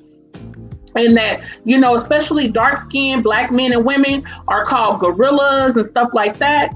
And so, to me, I think that played into it too. Because if it had been like a biracial chick, let's say, and she because they be using all that got-to-be glue and all that. And got-to-be glue, though, is the name, but it's a hair product. Anyway, and let's say, you know, they did this. It would be a big story and people would talk about it and say it's crazy and she's stupid. But I think it caught a little bit more wind because it's a dark-skinned Black woman or a Black person. In this case, it's a woman. And the whole gorilla thing with Black people, dark-skinned Black people and all that kind of stuff. Yeah, I think that's our undercurrent, but I'll pass the mic. Yeah. I agree with everything you said. I don't want to say too much for this story. I do, I know when they first sent me this story, because I saw a couple of people talking about it, but I ain't paying too much mind. I saw a Black woman, gorilla. I got turned off by the story. Like, what the fuck is this? I ain't listening to that dumb shit. Like, I just ain't paying no mind. And then I saw more people talking about it, and they was like, you heard about it? I was like, nah. So she sent me the shit, and I saw the video, and I ain't gonna lie, I chuckled my motherfucking ass off. I did. I'm guilty. I laughed because it was what was you thinking? Like, that was the first thing popped my mind. Like, what in the fuck was on your mind? Like, what was you thinking about? Like, so many things popped in my head. Like, you really, like, that's, like, you thought that was a good idea? Like, oh, fuck. You know, but, so I was, man, I couldn't believe it, right? Then I saw that this was kind of a serious deal because, like, she really had a problem going on over here. And then I heard they was trying to use acetone and everything, which is crazy because acetone is a serious chemical.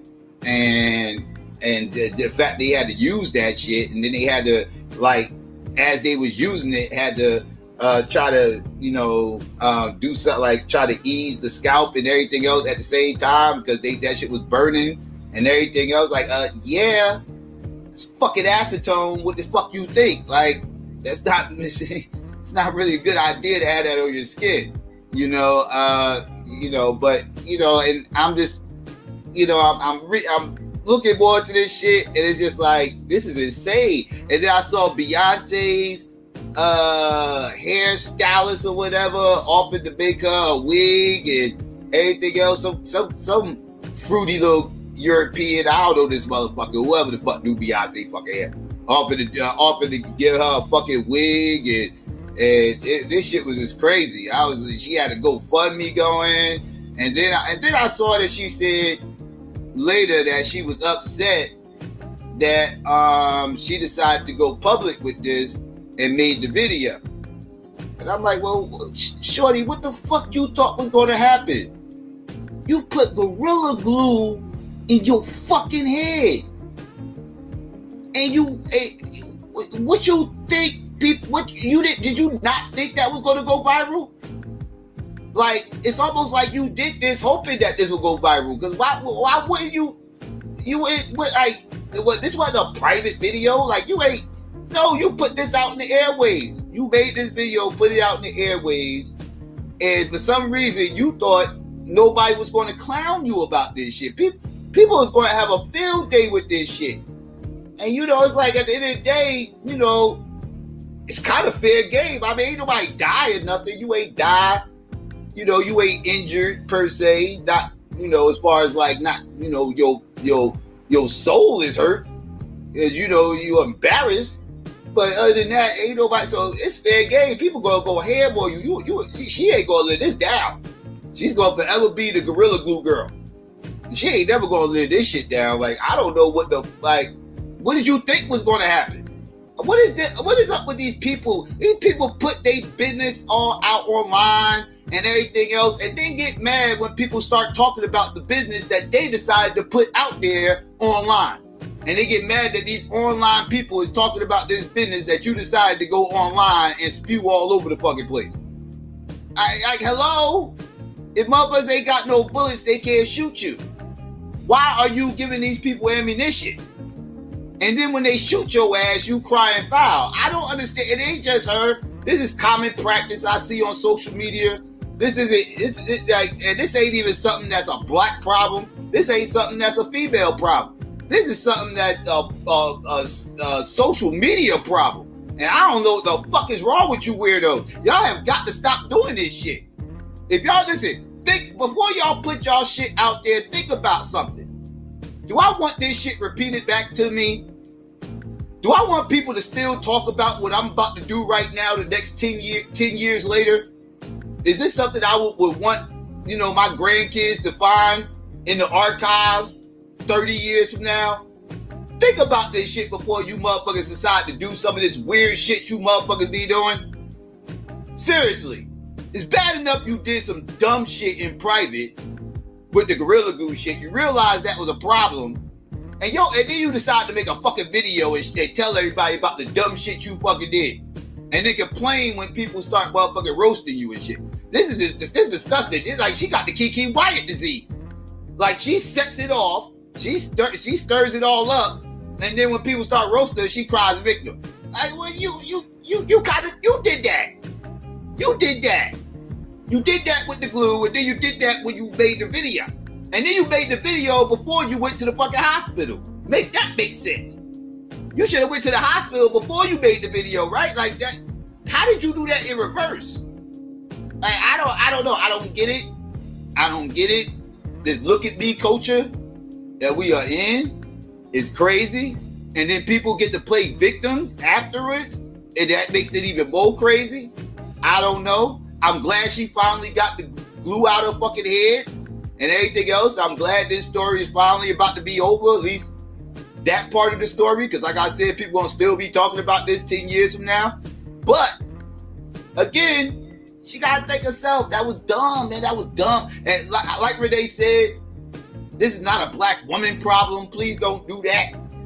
Because this is not an epidemic of black women doing this. This is not something that's a worldwide thing. Thankfully.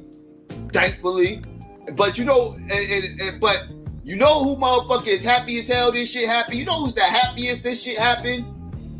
You want to know who's absolutely who's absolutely smitten that all this shit went down and couldn't be motherfucking Gorilla Glue. She just made Gorilla Glue a ass load of fucking money with this bullshit. A ass load of money. Let me tell you motherfuckers, this was the best promotion Gorilla Glue could have ever fucking had anywhere. You couldn't pay for this type of motherfucking advertisement. You can't pay for this shit. And they did. And they didn't pay for it. They got all that advertising for free. All that advertising. This shit is better than any of those little weirdo ass fucking King Kong commercials they be fucking doing. The Mighty Joe Young shit. All them little commercials, man, this shit. None of that advertising they paid for, all that shit means it's nothing compared to what just happened just now. Anybody that had any questions on the validity of how good this glue actually is will no longer question this shit. Everybody's gonna look at Gorilla Glue like that shit is the truth. People gonna be scared of that fucking glue. That glue done put the fear, somebody's God up in motherfuckers. Like that shit, it done put the fear of somebody's God up in people. Like that shit is insane. Like people gonna be like, oh, Gorilla Glue, don't touch it. Put that shit back on the shelf.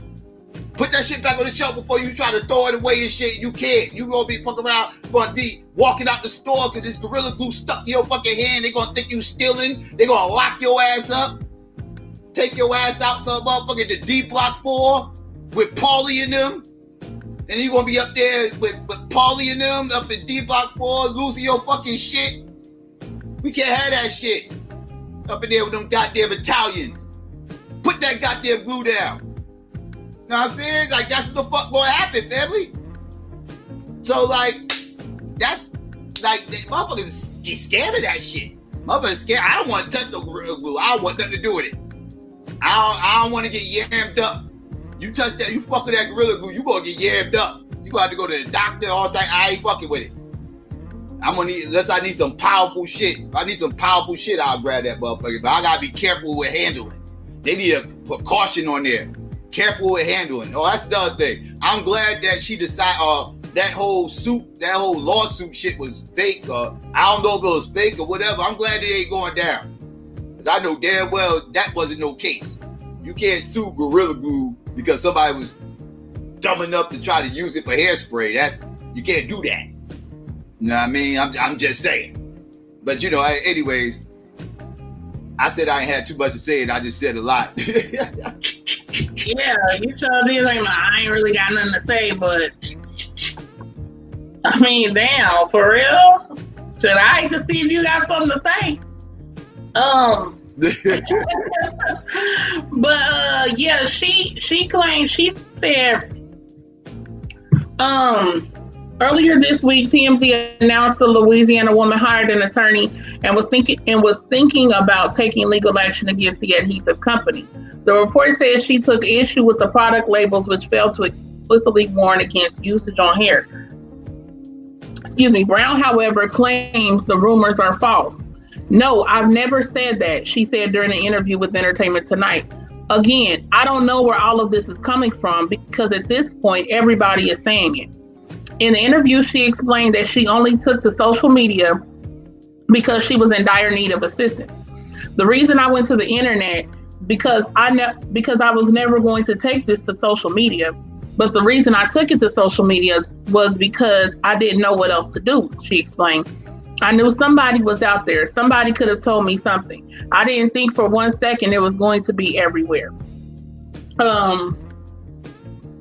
She said, Brown's viral video found her explaining her failed attempt to replace her usual got-to-be glued spray with Gorilla Glue. It sparked a wave of social media jokes and criticism, claiming she shared the video for clout purposes. She said, if y'all knew me, y'all know I would never ever do anything for clout. If y'all knew me, y'all would love me, she said in response to the allegations. Everything that y'all are saying, call me, talk to me, I will talk to you. I really would talk to a lot of people. I'm not that person y'all trying to make me out to be. When asked whether she had regrets of posting the video, the woman replied, definitely. I told my son today, I wish I could go back because I'm over it. Now, this is what I want to tell y'all though. It don't stop, right? Because now you got,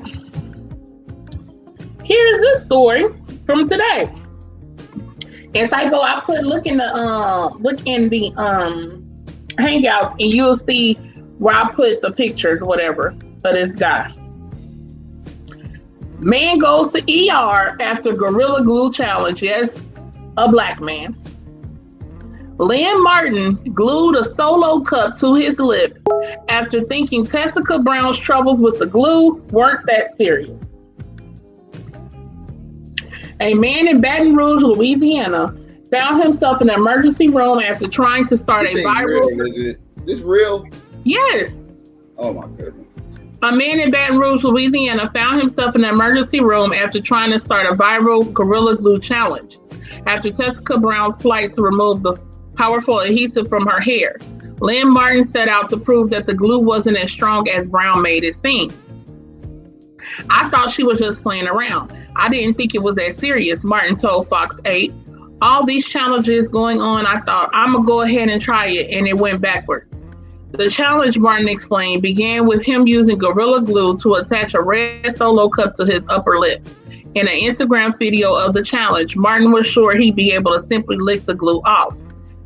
Oh, God. That didn't work, though. He told Fox 8. The man then went to the emergency room where he stayed for over an hour. Doctors were able to separate the cup from his lips by what Martin described as painful. He now has to keep his lip covered to allow the skin to heal and may have to get a tip of his lip surgically removed. Well, Martin really has a history of participating in viral challenges. Last year he appeared on the Dr. Oz show to talk about the harmful effects of the ice cream challenge, in which social media users licked grocery store ice cream and returned it to the shelf. I remember that. When speaking about his own Gorilla Glue challenge, Martin said, "This is not the challenge you want to try. Do not try this." I'm done.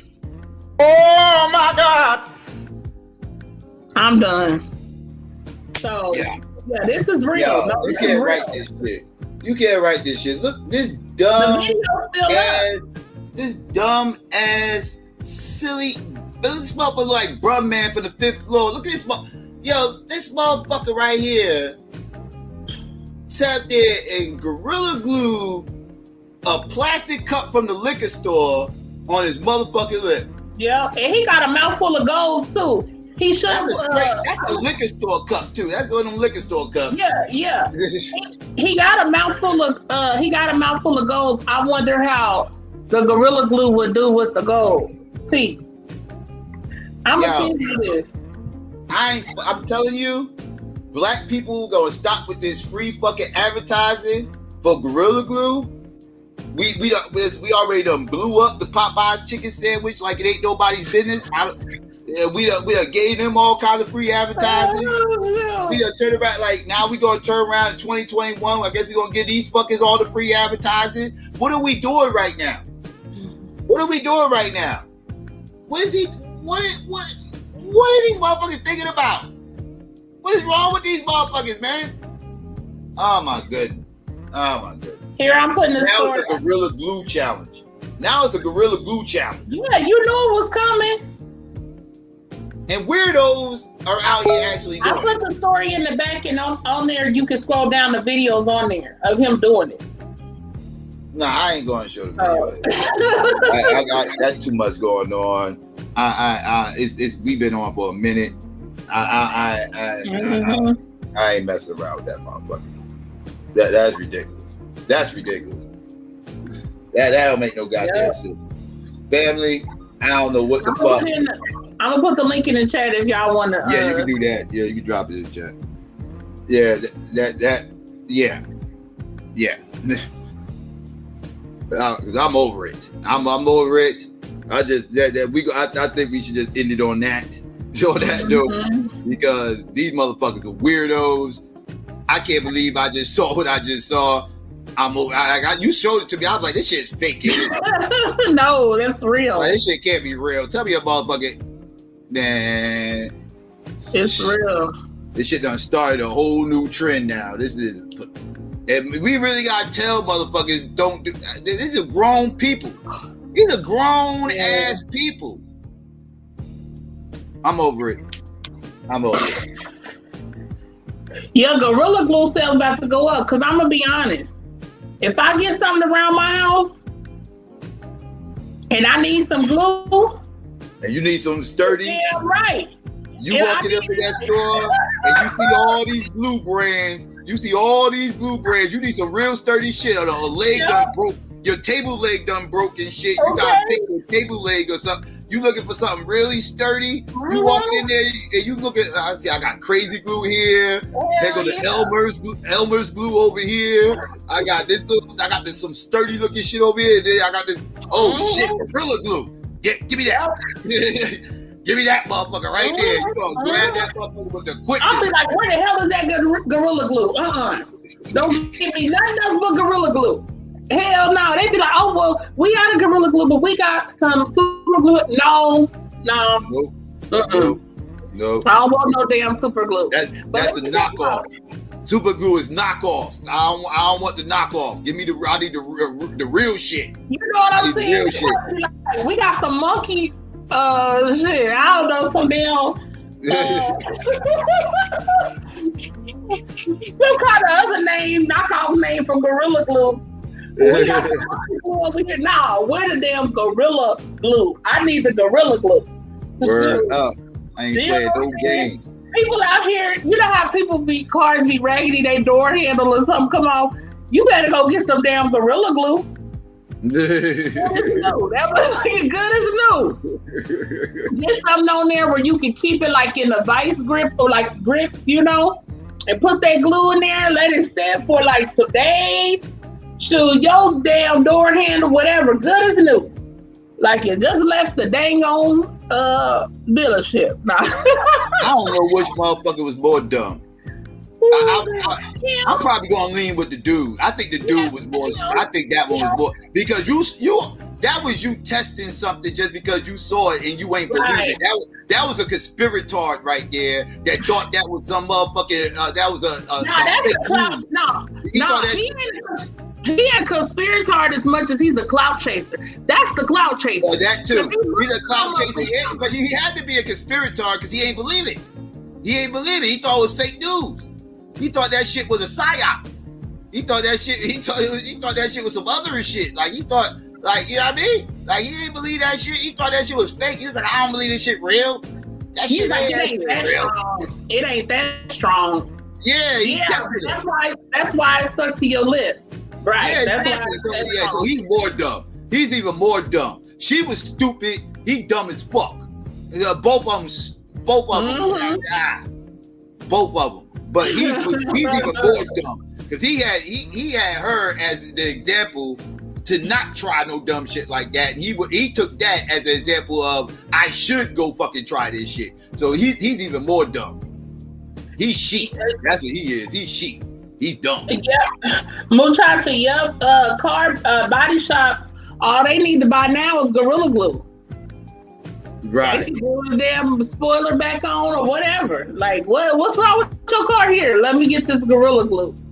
All right, you fixed up. You good? Man, you good to go. Dude. Your emblem on your car came off? All right, here we go. Let's put this Gorilla Glue down in here. Back. You Gucci. Okay? Yeah.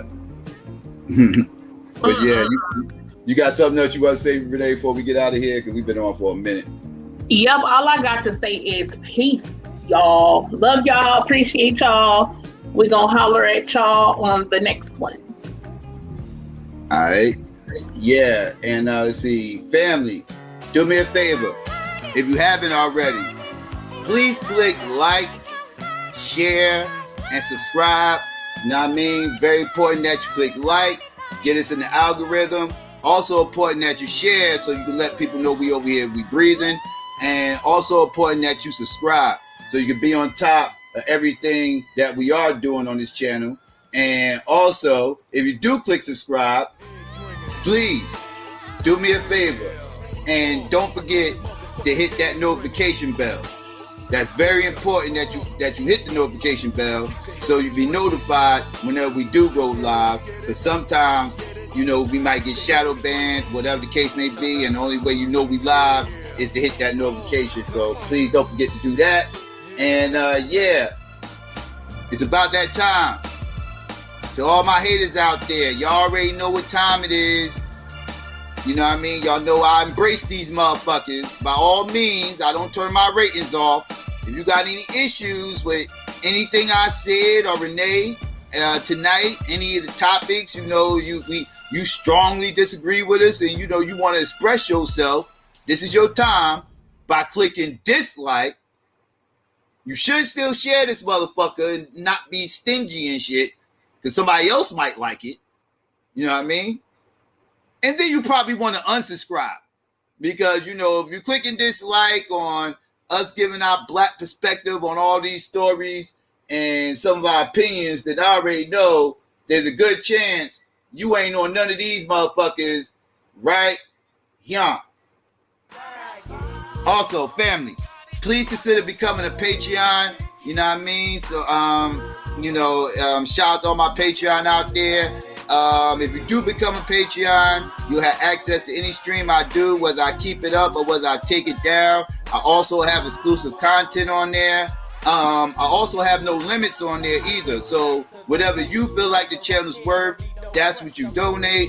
I appreciate all my Patreon once again. All donations given does go towards the production of the show, as always. And yeah, family, please follow me on Twitter and the gram at SYKOPATHeist, spelled the same way as the channel.